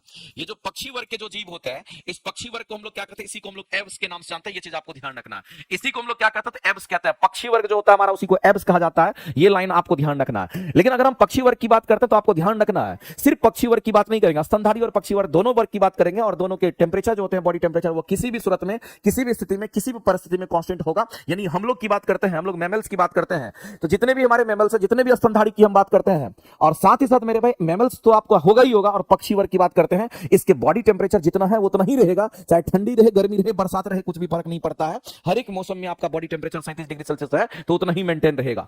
तो अगर हम बात करते हैं पक्षी वर्ग के बारे में तो हम लोग को सीधा समझना है कि ये हमारा कैसा होगा, तो हम कहेंगे यहां पर हमारा टेम्परेचर कांस्टेंट होगा, यानी कि हमारा टेम्परेचर कांस्टेंट के लिए हमारा होगा। ध्यान रखना इसमें टेम्परेचर हमारे कांस्टेंट होते हैं, यानी कि नियत तापमान पर ही हमेशा रहता है, टेम्परेचर में कोई परिवर्तन हमारा नहीं होता, चाहे कोई भी मौसम आंसर हमारा हो जाए। तो क्या सिर्फ हमारा पक्षी वर्ग में होगा? नहीं, पक्षी वर्ग के अलावे में मेरे भाई किसमें होता है? मैमल्स में होता है, जिसको हम लोग स्तनधारी कहते हैं।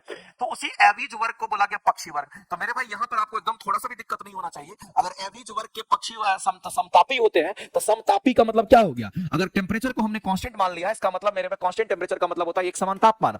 अगर कांस्टेंट टेम्परेचर की बात करते हैं, इसका मतलब होता है यहाँ पर एक समान तापमान की बात करेंगे। और अगर एक समान तापमान की अगर हम बात करते हैं तो एक समान तापमान को समतापी कहते हैं। इस बात को ध्यान रखना। इसी को हम लोग क्या कहेंगे? इसी को हम लोग यहाँ पर समतापी के नाम से जानते हैं। सम का मतलब एक समान, तापी का मतलब तापमान, एक समान तापमान की बात करता है। इस बात को ध्यान रखेंगे।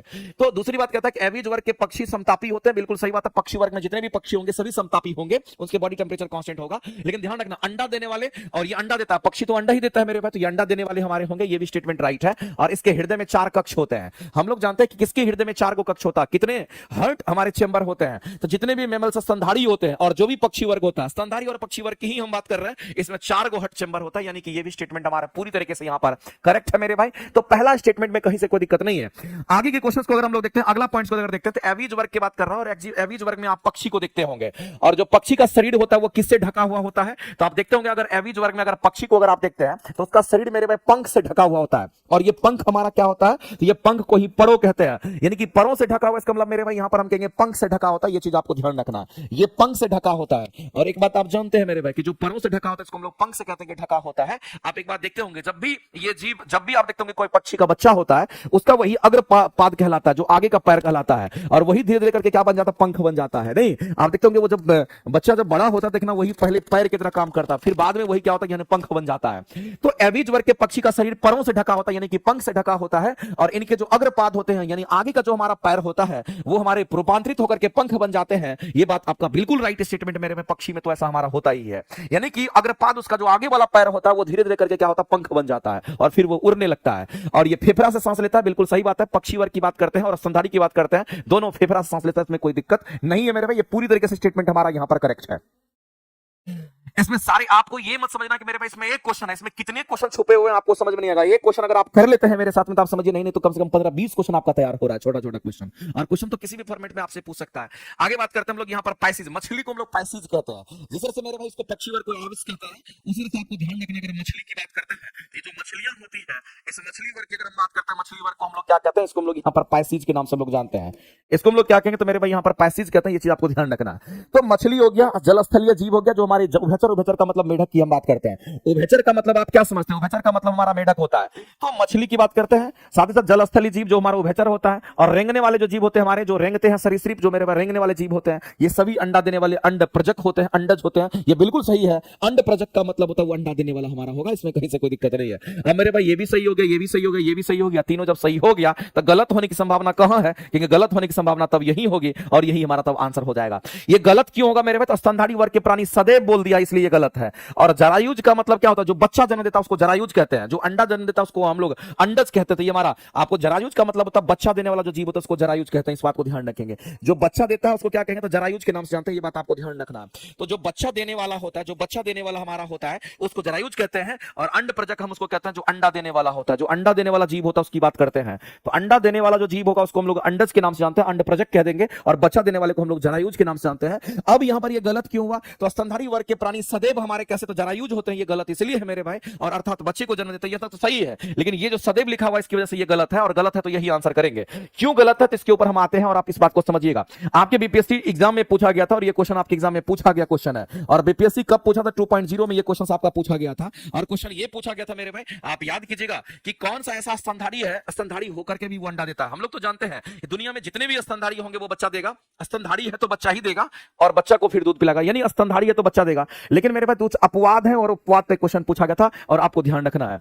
तो आपको ध्यान रखना, इसमें पूछा किस पर गया था क्वेश्चन? तो कहेंगे एकिडना की बात करते हैं। और साथ ही साथ आप याद रखिएगा, एक तो एकिडना हो गया, दूसरा हमारा प्लेटिपस की हम बात करते हैं। तो ये एकिडना और प्लेटिपस हमारे बहुत ही फेमस एग्जांपल है। और ये हमारे क्या है? तो कहेंगे ये हमारा स्तनधारी है। ये क्या है मेरे में? तो कहेंगे यहाँ पर स्तनधारी होता है। ये दोनों के दोनों क्या कहेंगे? यहाँ पर स्तनधारी होता है। और ये स्तनधारी अगर ये होता है तो इस बात को आप ध्यान रखना है, ये स्तनधारी होते हुए भी अंडा देता है। इस बात को ध्यान रखना, ये अंडा देता है, स्तनधारी होते हुए अंडा देता है। तो मेरे भाई एकिडना और प्लेटिपस हमारे क्या क्या स्तनधारी है, फिर भी ये अंडा देता है। यहां कह रहा है स्तनधारी वर्ग के प्राणी सदैव कह रहा है कि बच्चा देगा, जो कि गलत है। यहां देखिए स्तनधारी होकर के ये अंडा देता है और उसके एग्जांपल्स है मेरे भाई, इसलिए आप सदैव कहना बिल्कुल गलत था। हाँ ये कह सकते थे कि यहां अंडा देता है, सॉरी ये हमारा जरायुज होता है, लेकिन सदैव बोल दिया, इसका मतलब ये टोटली रॉन्ग है, क्योंकि सदैव में तो ये भी तुम्हारा उसी के अंतर्गत आता है, स्तनधारी में आता है। तो ये आपके बीपीएससी एग्जाम में क्वेश्चन यहां से पूछा जा चुका है कि कौन सा ऐसा स्तनधारी होता है जो कि हमारा अंडा देता है। तो आपको याद रखना मेरे भाई, एकिडना और प्लेटिपस के बारे में आप ध्यान रखेंगे, और ये आपके एग्जाम में बीपीएससी क्वेश्चन पूछ चुकी है। ये जरूरी नहीं कि जो क्वेश्चन पूछ लिया वो क्वेश्चन दोबारा नहीं पूछेगा मेरे भाई। मैं आपको लिख देता हूं कि बीपीएससी कई बार क्वेश्चन को रिपीट भी करती है, इसलिए जितने भी प्रीवियस क्वेश्चन होंगे उसको तो एक बार बनाना ही बनाना है, और साथ ही साथ जितने पॉइंट्स का डिस्कशन हम आपको कर रहे हैं सभी पॉइंट्स को आपको ध्यान में भी रखना है, इस तरीके से हम लोग बनाना है। तो चौथा ऑप्शन हमारा गलत था और आंसर करेंगे हमारा डी करेक्ट हो जाएगा। आगे चलते हैं, अगला क्वेश्चन देखते हैं। अगला क्वेश्चन मेरे भाई आपको हम करा चुके हैं और आपको बता चुके हैं कि बिना केंद्रक और कोशिकांग वाले जो जीव हमारे होते हैं वो किस में आते हैं। तो हम लोग कह चुके हैं मेरे भाई कि बिना कोशिकांग वाले हमारे, सॉरी बिना केंद्रक वाले जो जीव होते हैं वो मोनेरा में आता है। किस में आएगा? तो मोनेरा में आता है, क्योंकि मोनेरा हमारा प्रोकैरियोटिक सेल से बना होता है, और प्रोकैरियोटिक सेल से जो भी जीव बने हुए हैं उसमें केंद्रक वगैरह डेवलपमेंट नहीं होता है। तो आप सीधा कहेंगे सर केंद्रक की बात कर रहा है, बिना केंद्रक की बात कर रहा है, केंद्रक नहीं होगा उसकी बात कर रहा है। और साथ ही साथ यहां पर कह रहा है कि बिना कोशिकांग एवं सेल ऑर्गेनेल्स की बात करता है। कोशिकांग वाले जो जीव होते हैं वो कौन से वर्ग के अंतर्गत आते हैं? तो आप सीधा कहेंगे सर एक चीज तो हम लोग डायरेक्ट कहेंगे कि हमारा प्रोटिस्टा, सॉरी प्रोटिस्टा नहीं होगा मेरे भाई, हम कहेंगे इसमें हमारा साइनोबैक्टीरिया हमारा हो जाएगा, ये हमारा करेक्ट आंसर हो जाएगा। क्योंकि हम लोग जानते हैं अगर मोनेरा की हम बात करते हैं, किसकी बात कर रहे हैं? अगर हम मोनेरा की बात करते हैं, और हिंदी में भी इसको मोनेरा ही कहते हैं और कुछ नहीं समझना है, लेकिन आपको ध्यान रखना ये एक कोशिकीय जीव होता है। मोनेरा हमारा कैसा कहते हैं, इसको हम लोग यहाँ पर एक कोशिकीय जीव कहते हैं, ये बात आपको ध्यान रखना है। और सबसे इंपॉर्टेंट बात तो ये है, एक कोशिकीय तो जीव हमारे हैं, मोनेरा हमारा एक कोशिकीय जीव तो है, लेकिन आपको ध्यान रखना मेरे भाई ये प्रोकैरियोटिक सेल से बना होता है। ये किससे बना होता है? कहेंगे हमारा ये प्रोकैरियोटिक सेल से बना होता है, ये प्रोकैरियोटिक सेल से बना होता है, सेल से बना होता है, इस बात को आप ध्यान रखेंगे। और अगर जो प्रोकैरियोटिक सेल से बना होता है, याद रखना मेरे भाई, इसमें केंद्रक वगैरह का डेवलपमेंट नहीं होता है, यानी कि केंद्रक उपस्थित नहीं होता है, इसमें केंद्रक वगैरह का डेवलपमेंट नहीं होता है, केवल और केवल इसमें लाइसोम हमारा क्या होगा? कहेंगे राइबोसोम प्रेजेंट होता है, जस्ट मैंने आपको बताया था। तो मेरे भाई मोनेरा के अंतर्गत हमारे कौन से जीव आते हैं? बैक्टीरिया वगैरह हमारा इसके अंतर्गत आता है, जिसमें से हम कहेंगे यहां पर एक याद रखने के लिए आप याद रखिएगा, इसी के अंतर्गत हमारा साइनोबैक्टीरिया आता है। इसी में हमारा कौन है? कहेंगे यहां पर साइनोबैक्टीरिया की बात करते हैं, और यही साइनोबैक्टीरिया को हम लोग नीलहरित शैवाल के नाम से भी जानते हैं। ये चीज आपको ध्यान रखना है, इसी को नीलहरित शैवाल भी हम लोग कहते हैं, यही नीलहरित शैवाल हमारा होता है। और ध्यान रखेंगे मेरे भाई, इसी को इंग्लिश में अगर कहेंगे तो ब्लू ग्रीन अलगी कहते हैं, BGA के नाम से जानते हैं, ब्लू ग्रीन अलगी के नाम से जानते हैं। ये पॉइंट्स भी आपको छोटा छोटा पॉइंट्स है, लेकिन ध्यान में रखना पड़ेगा। और एक से एक जो क्वेश्चंस आपके सामने में कराए जा रहे हैं, और सभी क्वेश्चंस पर आपको बारीकी से नजर रखना है। क्वेश्चंस कहीं से भी अगर पूछ लेगा तो आपको तुरंत आंसर करके आना है। तो एक तो मेरे भाई यहाँ पर हमारा साइनोबैक्टीरिया हो गया, दूसरा हमारा आर्कीबैक्टीरिया भी इसी के अंतर्गत आता है, इस बात को ध्यान रखेंगे। इसी के अंतर्गत हमारा कौन आएगा? कि यहाँ पर आर्कीबैक्टीरिया की हम बात करेंगे, और आपको पता होगा ये आर्कीबैक्टीरिया के बारे में मेरे भाई, ये तो चलो ठीक है मोनेरा में आएगा, आर्कीबैक्टीरिया साइनोबैक्टीरिया दोनों दिख गया, ये हमारा नहीं होगा, ये हमारा नहीं होगा, क्योंकि ये हमारा फंगी में आता है और ये हमारा प्रोटिस्टा में आता है, ये दोनों के दोनों हमारे यूकैरियोटिक सेल से बना होता है, तो ये तो हमारा नहीं होगा। इसमें केंद्रक वगैरह का डेवलपमेंट होता है, क्योंकि यूकैरियोटिक सेल बना हुआ है, लेकिन ये दोनों प्रोकैरियोटिक सेल से बना होता है, दोनों में हमारा केंद्रक वगैरह का डेवलपमेंट नहीं होता है। लेकिन आर्कीबैक्टीरिया के बारे में आपको एक चीज ध्यान रखना है कि जो आर्कीबैक्टीरिया हमारा होता है वो किस चीज के लिए फेमस है? तो मेरे भाई पृथ्वी का सबसे पहला जीव अगर कोई था तो आर्कीबैक्टीरिया था। पृथ्वी का सबसे पहला जीव अगर कोई था, पृथ्वी का सबसे पहला अगर कोई जीव था, पृथ्वी का सबसे पहला अगर कोई जीव था तो उसको हम लोग आर्कीबैक्टीरिया के नाम से जानते हैं। ये लाइन आपको ध्यान रखना है। तो मेरे भाई कुल मिलाकर के आप ये देख लीजिए, साइनोबैक्टीरिया और आर्कीबैक्टीरिया पर क्वेश्चंस आपके आए हुए हैं, और आपको ध्यान रखना ये दोनों के दोनों हम कहते हैं कि प्रोकैरियोटिक सेल से बना होता है, ये चीज आपको ध्यान रखना है। ये दोनों के दोनों किससे? कहेंगे हमारा प्रोकैरियोटिक सेल से बना होता है, और प्रोकैरियोटिक सेल से अगर कोई बना होता है तो आप समझ लीजिए इसमें केंद्रक वगैरह हमारा नहीं होता, लाइसोसोम हमारा नहीं होता, इसमें कुछ भी नहीं होता है। ठीक है, तो यही दो हमारा क्या कहेंगे नहीं होगा। पूछा गया था कि बिना केंद्रक वाला हमारा कौन से संघ में आएगा? कहेंगे हमारा दोनों ही हमारा दोनों हो जाएगा, कहेंगे तीसरा और चौथा हमारा करेक्ट हो जाएगा, और आंसर करेंगे ऑप्शन नंबर बी, आपके यहाँ पर करेक्ट हो जाएंगे। ऑप्शन नंबर बी जो होंगे वो आपके यहाँ पे राइट आंसर हैं। आगे चलते हैं, अगला मेरे भाई जो क्वेश्चन आपको दे रखा है वो कहता है कि वास्तविक अंग हमारा किस वर्ग में नहीं होता। बेहतरीन क्वेश्चन है मेरे भाई, एनसीईआरटी का ये क्वेश्चन है, और आपको ध्यान रखना है यहाँ पर आपको पूरी तरीके से फोकस करना है कि वास्तविक अंग हमारा किस में नहीं होता है, किसमें उसका अपना वास्तविक अंग हमारा नहीं होता है, किस वर्ग के जो जीव होते हैं इसमें वास्तविक अंग नहीं होता है, वो हमारा किसमें नहीं होता है। तो एक लाइन में आपको ध्यान रखना पड़ेगा, ये सिलेंट्रेटा में नहीं होता है, और मेरे भाई सिलेंट्रेटा को ही निडेरिया कहते हैं। इसमें दोनों में आपको थोड़ा भी कंफ्यूजन नहीं होना चाहिए। अगर हम यहां पर सिलेंट्रेटा की बात करते हैं, आपको ध्यान रखना मेरे भाई, अगर हम लोग सिलेंट्रेटा की अगर बात करते हैं, ये जो हमारा सिलेंट्रेटा होता है, और इसी सिलेंट्रेटा को हम लोग क्या कहते हैं? निडेरिया कहते हैं, इसी को हम लोग निडेरिया कहते हैं। सिलेंट्रेटा संघ और निडेरिया संघ की अगर हम बात करते हैं, इसी के अंतर्गत हमारा क्या है तो हम लोग को ध्यान रखना है हाइड्रा जेलीफिश अगर हमारा इसी में आता है, इस बात को ध्यान रखें, इसी में हाइड्रा आता है, इसी के अंदर हमारा जेलीफिश भी आता है। हाइड्रा हो गया मेरे भाई, ये जेलीफिश की बात करता है। आपको लग रहा होगा कि सर ये फिश है, लेकिन ये फिश है नहीं। ये जेलीफिश नाम से लग रहा है कि फिश है, मछली है, लेकिन मछली होता नहीं है। ये निडेरिया संघ के हमारे जीव होता है, जिसको हम लोग सिलेंड्रेटा संघ के जीव कहते हैं। तो आपको मेरे भाई ध्यान रखना है, इसी में टीनाफोरा भी हमारा आता है। इसी के अंदर हम लोग को ध्यान रखना है, इसी में टीनाफोरा भी हमारा अंतर्गत आता है, इस बात को ध्यान रखेंगे। इसी में आपको सी एनिमोन्स भी हमारा आता है, इसको भी आप ध्यान रखेंगे मेरे भाई। सी एनिमोन्स की हम बात करते हैं, ये चलो इंग्लिश नाम लिख देते हैं, ये हमारा सी एनिमोन्स की हम बात करते हैं। इसी के अंदर हमारा सी एनिमोन्स भी आता है, एक्सेट्रा। ये सब हमारे क्या है तो कहेंगे, ये सब हमारे यहाँ पर निडेरिया संघ के जीव है, ये सब हमारे सिलेंड्रेटा संघ के जीव होते हैं। और आपको ध्यान रखना मेरे भाई, इसमें हम कहते हैं जो सिलेंड्रेटा संघ के जीव होते हैं, इसके वास्तविक अंग नहीं होते हैं। इसमें आपको सीधा समझना है मेरे भाई, किसका वास्तविक अंग नहीं होता है। ये बहुत फेमस है इस चीज के लिए, वास्तविक अंग इसमें, वास्तविक अंग इसका नहीं होता है, और ये बहुत ज्यादा फेमस है। इस क्वेश्चन के आप ध्यान में रखेंगे। अगर हम यहीं पर मोलस्का की बात करते हैं, ऑर्थोपोडा की बात करते हैं, तो जो ऑर्थोपोडा हमारा होता है, इसकी अगर बात कर लेते हैं, तो आपको ध्यान रखना, ये हमारे जीव जंतु का सबसे बड़ा फाइलम हमारा होता है। अगर हम जीव जंतु की बात करते हैं, तो जीव जंतु का सबसे बड़ा फाइलम अगर कोई होता, जीव जंतु का सबसे अगर बड़ा संघ की अगर हम बात करते हैं, वो हमारा कौन होगा, कि सबसे बड़ा संघ ऑर्थोपोडा होता है। और आप ये भी मान लीजिए मेरे में 2/3 हिस्सा हमारे जीव जंतु का 2/3 हिस्सा यही होता है। 2/3 हिस्सा मतलब समझ रहे हैं, इतना ज्यादा हमारा यही होगा। अगर मोलस्का की बात करते हैं, तो ये हमारा जीव जंतु का दूसरा सबसे बड़ा संघ होता है, ये चीज ध्यान रखना है। ये किसका तो कहेंगे, अगर जीव जंतु की बात करते हैं, तो जीव जंतु का दूसरा सबसे बड़ा संघ हमारा यही होता है, ये चीज आपको ध्यान रखना। दूसरा सबसे बड़ा संघ की अगर हम बात करते हैं, दूसरा सबसे जो बड़ा संघ हमारा होगा, उसको हम लोग क्या कहते हैं, मोलस्का के नाम से जानते हैं। और मोलस्का के अंतर्गत ही हमारा क्या आता है, हम कहते हैं शंख आता है, सीपी आता है, ऑक्टोपस अगर हमारा मोलस्का के अंतर्गत आता है, इस बात को आप ध्यान रखिएगा। दूसरी बात आपको ध्यान रखना, इकोनोडर्मेटा की अगर हम बात करते हैं मेरे भाई, तो आपको एक लाइन समझ लीजिए, यहां पर हम लिख भी देते हैं नहीं तो, और ये काम का चीज है, क्योंकि क्वेश्चन कई बार पूछता है। ये क्वेश्चन आपसे पूछता है कि कौन सा ऐसे संघ है जिसके सभी जीव समुद्री होते हैं, वो इकोनोडर्मेटा होता है हमारा, इस बात को ध्यान रखेंगे। तो इकोनोडर्मेटा की हम बात करते हैं, किसकी बात कर रहे हैं, तो इकोनोडर्मेटा की बात करते हैं। तो ये इकोनोडर्मेटा संघ के जो जीव होते हैं, ये इकोनोडर्मेटा संघ के अगर जीव की अगर हम बात करते हैं, इकोनोडर्मेटा संघ के जो जीव होते हैं, ये समुद्री होते हैं, ये चीज आपको ध्यान रखना है।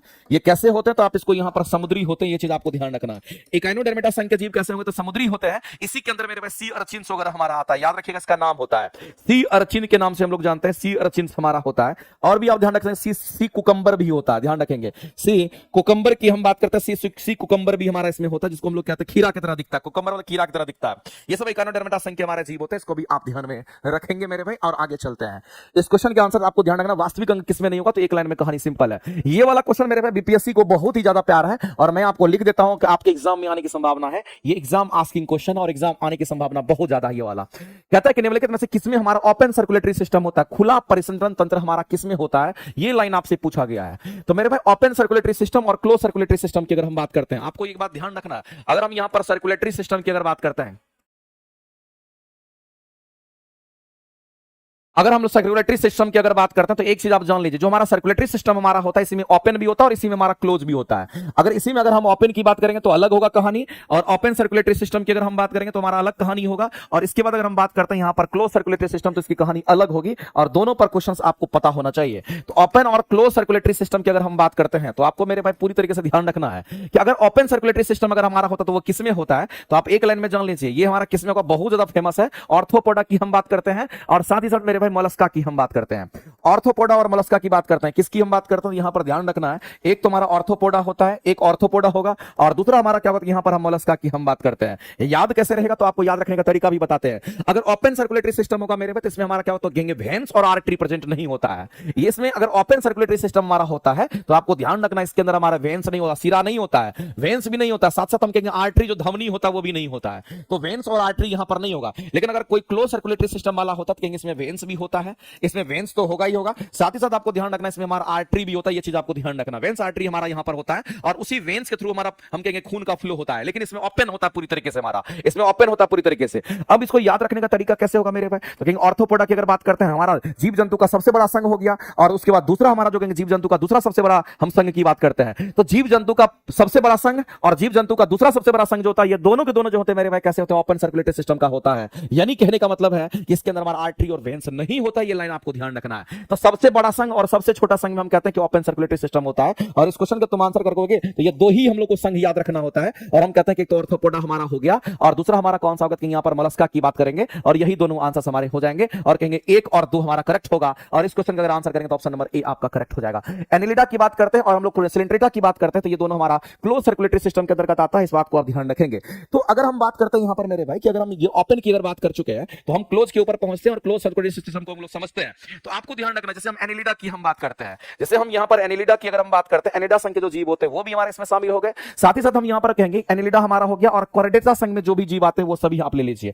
कॉर्डेटा संघ के जो जीव होते हैं, कॉर्डेटा संघ के जो जीव होते हैं ये सभी आपको यहाँ पर शामिल कर लेना है। कॉर्डेटा संघ के जीव को किसको कहते हैं? कशेरुकी प्राणी को कहते हैं, ये चीज आपको ध्यान रखना। ये उसको कहते हैं जो कि हमारा कशेरुकी प्राणी होता है। कशेरुकी प्राणी के अंतर्गत हम लोग भी आते हैं। तो जिसमें रीढ़ की हड्डी होती है उसी को कशेरुकी प्राणी कहते हैं। तो जिसमें रीढ़ की हड्डियां होती है उसी को कशेरुकी प्राणी के नाम से हम लोग जानते हैं। तो वो सभी के सभी हमारे के अंदर क्लोज सर्कुलेटरी सिस्टम होता है। इसमें वेन्स भी होता है, इसमें आर्टरी भी होता है। तो हम लोग कॉर्डेटा है, और कॉर्डेटा में क्या होता है कि ये सब कुछ हमारा सर्कुलेशन, जब कभी भी ब्लड का सर्कुलेशन होता है तो हम कहते हैं कि वेन से होगा, नहीं तो आर्टरी से होता है। अगर वेन से सर्कुलेट करेगा तो आप समझ लीजिए कि वेन से अगर हमारा प्रवाह करता है तो कहेंगे अशुद्ध रक्त का प्रवाह होता है, और आर्टरी से क्या होता है कहेंगे शुद्ध रक्त का हमारा प्रवाह होता है। ये बात आपको ध्यान रखना है। छोटे छोटे पॉइंट्स पर आपको पूरी तरीके से नजर बनाए रखना है। तो इस क्वेश्चन का अगर आंसर करेंगे तो ऑप्शन नंबर ए आपका करेक्ट हो जाएगा।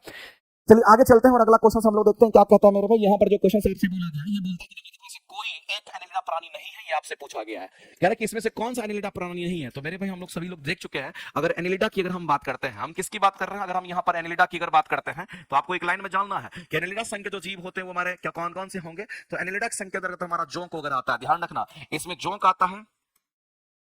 अगर केचुआ की बात करता, और एक बात और ध्यान रखिएगा मेरे भाई, ये हमारा क्या, तो एनिलिडा और कॉर्डेटा की अगर बात करते हैं, एनिलिडा हमारा सबसे बड़ा, सबसे पहला हमारा संघ का जीव था, और ये सबसे लास्ट संघ का जीव हमारा होता है। ठीक है, ये सबसे बड़ा और ये सबसे छोटा। आगे बात करते हैं एनिलिडा संघ की अगर बात करते हैं, इसमें जोंक हो गया, केचुआ हो गया, हमारा नेरिस, ये बहुत ही फेमस एग्जांपल, इस बात को आप ध्यान रखेंगे। यही तीनों हमारे किस में आएंगे, तो हम कहेंगे यहाँ पर एनिलिडा संघ के अंतर्गत हमारा आता है, इसको आप ध्यान में रखेंगे। तो मेरे पास सी अर्चिन हमारा नहीं होगा, जस्ट हमने आपको बताया था, ये हमारा इकाइनोडर्मेटा संघ के जीव होता है। ये किसका जीव है? तो कहेंगे ये हमारा इकाइनोडर्मेटा। ये किसके अंतर्गत आएगा? तो कहेंगे हमारा इकाइनोडर्मेटा संघ के जीव होते हैं, इस बात को ध्यान रखेंगे। इकाइनोडर्मेटा संघ के जो जीव हमारे होंगे उसको हम लोग क्या कहेंगे? अर्चिन कहते हैं, सी अर्चिन पूरा नाम होता है, इस बात को आप ध्यान रखना। लेकिन ये तीनों के तीनों हमारे क्या है? तो हम कहेंगे एनिलिडा संघ के अंतर्गत आता है, जैसा कि आप यहां पर देख पा रहे होंगे, इसमें कहीं से कोई दिक्कत नहीं है। आगे चलते हैं, कठोर कैल्शियम कार्बोनेट से बनी संरचना का कंकाल के रूप में हमारा निम्नलिखित में से इस्तेमाल किया जाता है। तो मेरे भाई कठोर कंकाल है, कठोर, ये लाइन जो मेरे भाई क्वेश्चन पूछा गया है ना, ये बीपीएससी पहले क्वेश्चन पूछ चुकी है, इसलिए आप इस बात को ध्यान रखेंगे। यहां से क्वेश्चन आपका आ चुका है, एनसीईआरटी से ये क्वेश्चन आपका उठाया जा चुका है। कहता है कठोर कैल्शियम कार्बोनेट की जो संरचना होती है, देखिएगा मेरे भाई ऊपर का जो आवरण होता है, जैसे कि आप कछुआ वगैरह को देखिएगा, कछुआ का जो ऊपर का जो आवरण होता है उसमें कितना भी अगर कुछ भी मारेगा तो कुछ नहीं होगा, क्योंकि उसका आवरण बहुत हार्ड होता है, कठोर होता है, और वह कैल्शियम कार्बोनेट का बना होता है, इसीलिए हम लोग ऐसा कहते हैं। लेकिन अगर इस क्वेश्चन की अगर बात करते हैं तो जितने भी समुद्री जीव होते हैं, समुद्री जीव की अगर बात करते हैं, इकाइनोडर्मेटा संघ के सभी जीव में ऐसा होता है, इस बात को ध्यान रखना। तो अगर हम लोग यहां पर इकाइनोडर्मेटा की अगर बात करते हैं, ये बहुत ही फेमस एग्जांपल है, इस बात को ध्यान रखना। अगर इकाइनोडर्मेटा संघ के जीव की अगर बात करते हैं, इकाइनोडर्मेटा संघ के जो जीव हमारे होंगे वो कौन से होंगे? तो इकाइनोडर्मेटा संघ के जो जीव होंगे, आपको एक लाइन में ध्यान रखना है, ये समुद्री होते हैं, ये चीज आपको ध्यान रखना है। ये कैसे होंगे? तो ये हमारे समुद्री होते हैं। अब सबसे इंपॉर्टेंट चीज है, तो ये समुद्री तो होते हैं, लेकिन मेरे भाई इसके शरीर का जो बाहरी आवरण होता है, इसके शरीर की अगर बाहरी आवरण की अगर बात करते हैं, इसके शरीर का जो हमारा बाहरी आवरण होता है उसकी अगर बात करेंगे तो ये कैल्शियम कार्बोनेट का बना होता है, इस बात को ध्यान रखना। ये CH3 का ये बना होता है, ये चीज आपको ध्यान रखना। ये इसी का बना होता है, कैल्शियम कार्बोनेट का। और अगर कैल्शियम कार्बोनेट का बना होगा तो हम कहेंगे ये हमारा हार्ड होता है, और हार्ड का मतलब हम सीधा कहेंगे ये हमारा कठोर होता है। तो इसमें जितने भी समुद्री जीव होंगे सभी हमारे इसमें शामिल हो जाएंगे, और सीधा कहेंगे आंसर हमारा क्या होगा? इकाइनोडर्मेटा हमारा करेक्ट आंसर यहां पर हो जाता है। तो मेरे भाई आज हम यहीं तक रहने देते हैं, और इसके बाद हम लोग आएंगे तो इसमें आपको एक से क्वेश्चन आपका फिजिक्स का भी देखने को मिलेगा, जो कि आपके डायरेक्ट एग्जाम में क्वेश्चन आएगा, और बहुत लोगों को गलती करा के जाएगा। और हम आपको दिखाते हैं कि एक एक क्वेश्चन आपके यहां से बीपीएससी पूछ चुकी है, ये सभी लेवल के क्वेश्चंस पर हम पहुंचेंगे, और सभी लेवल के क्वेश्चंस को हम आपको कराएंगे। ग्राफिकल क्वेश्चंस भी हम आपको कराएंगे, चुटकी में क्वेश्चन आपसे बन जाएगा, और एक एक चीज को आप यहां से बढ़िया तरीके से आप कवर कर लेंगे। यहां से भी क्वेश्चन आपका, हमको लगता है टीआरई 3.0 में ये क्वेश्चन आपका पूछा गया था, और डायरेक्ट क्वेश्चन यहां से निकल करके आया था। तो अगर आप ये क्लासेस अगर कर रहे हैं तो आप रेगुलर बेसिस पर करते जाइएगा, और अगर आप रेगुलर बेसिस पर ये क्लासेस करते हैं तो जो कुछ भी आप सीख रहे हैं इसका टेलीग्राम चैनल पर आपको बोर्ड पीडीएफ मिल जाएगा, और वहां से इसका पीडीएफ निकाल करके आप अपने पास नोट्स जरूर कर लीजिएगा, क्योंकि जो कुछ भी हम आपको दे रहे हैं वो कलेक्टेड और बेहतरीन क्वेश्चन हम आपको दे रहे हैं, और इसी से आपको आगे बढ़ना है, और तब देखिए कि तैयारी आपकी कितनी अच्छी हो जाती है। बाद में कि मेरे भाई कैसा लगा ये सेशन, और सभी लोग एक बार सेशन को जरूर लाइक करते जाइएगा। और हम आप लोगों से यही कहना चाहेंगे कि डेली आपको जुड़ना है 12 से लेकर के 2 बजे के बीच में, और एनसीईआरटी, एससीईआरटी और एनसीईआरटी एग्जाम्पलर तीनों पर हम लोग फोकस करके आगे बढ़ेंगे। तो आज की जो क्लासेस है इसको हम लोग यही रखते हैं। इसका पीडीएफ अगर आपके पास अवेलेबल हो जाएगा, इसका बोर्ड पीडीएफ भी आपके पास अवेलेबल हो जाएगा, और जो भी बच्चे अगर जिनको भी नहीं मिल रहा होगा तो ध्यान रखना, नवीन कुमार सिंह आपको टेलीग्राम चैनल है, उसी पर जाकर के ये चीज आपको मिलेगा। वहां पर बोर्ड पीडीएफ हम बोल देंगे डाल देने के लिए, वहां पर बोर्ड पीडीएफ डाल देगा, और इससे पहले जो क्लासेस इसका हो चुका है उसका भी बोर्ड पीडीएफ वहां पर डाला जा चुका है। ठीक है, चलिए अगर किसी को कुछ कहना है तो आप कह लीजिए, बाकी हम लोग इस क्लास को यहीं पर एंड करेंगे। सर आज ऐप पर क्लास होगी क्या? ऐप पर भी क्लासेस होगी, क्यों नहीं होगी? अभी 2 बजे वाली क्लासेस चलेगी, फिर 3 बजे वाली क्लासेस चलेगी, लगातार अगर क्लासेस चलती ही रहेगी, जो भी क्लासेस ऐप पे चलती है वो चलती है। और आप ध्यान रखिएगा, अगर आप इंजेक्शन बैच में जुड़े हुए थे, अगर आप आरंभ बैच में जुड़े हैं, और अगर आप से पहले अखंड ज्योति बैच में जुड़े हैं, तो आपको एनसीईआरटी का ये जो कलेक्शन हम करवा रहे हैं, ये आपको समझिए बोनस के रूप में हम आपको अलग से दे रहे हैं, उस एप्लीकेशन पर भी अवेलेबल करा रहे हैं। एप्लीकेशन पर एक सीक्वेंस में रहेगा, तो आप कभी भी आराम से पढ़ सकते हैं। बाद बाकी यूट्यूब से आप एक बार पढ़ लीजिए, उसके बाद दूसरी बार अगर पढ़ेंगे तो आप एप्लीकेशन से भी उसको पढ़ लीजिएगा। अवेलेबल रहेगा तो कभी भी आप आराम से उसको पढ़ लीजिएगा, कोई दिक्कत नहीं होगा। ठीक है, तो चलिए मिलते हैं हम लोग फिर अगली क्लासेस में। Thank you very much.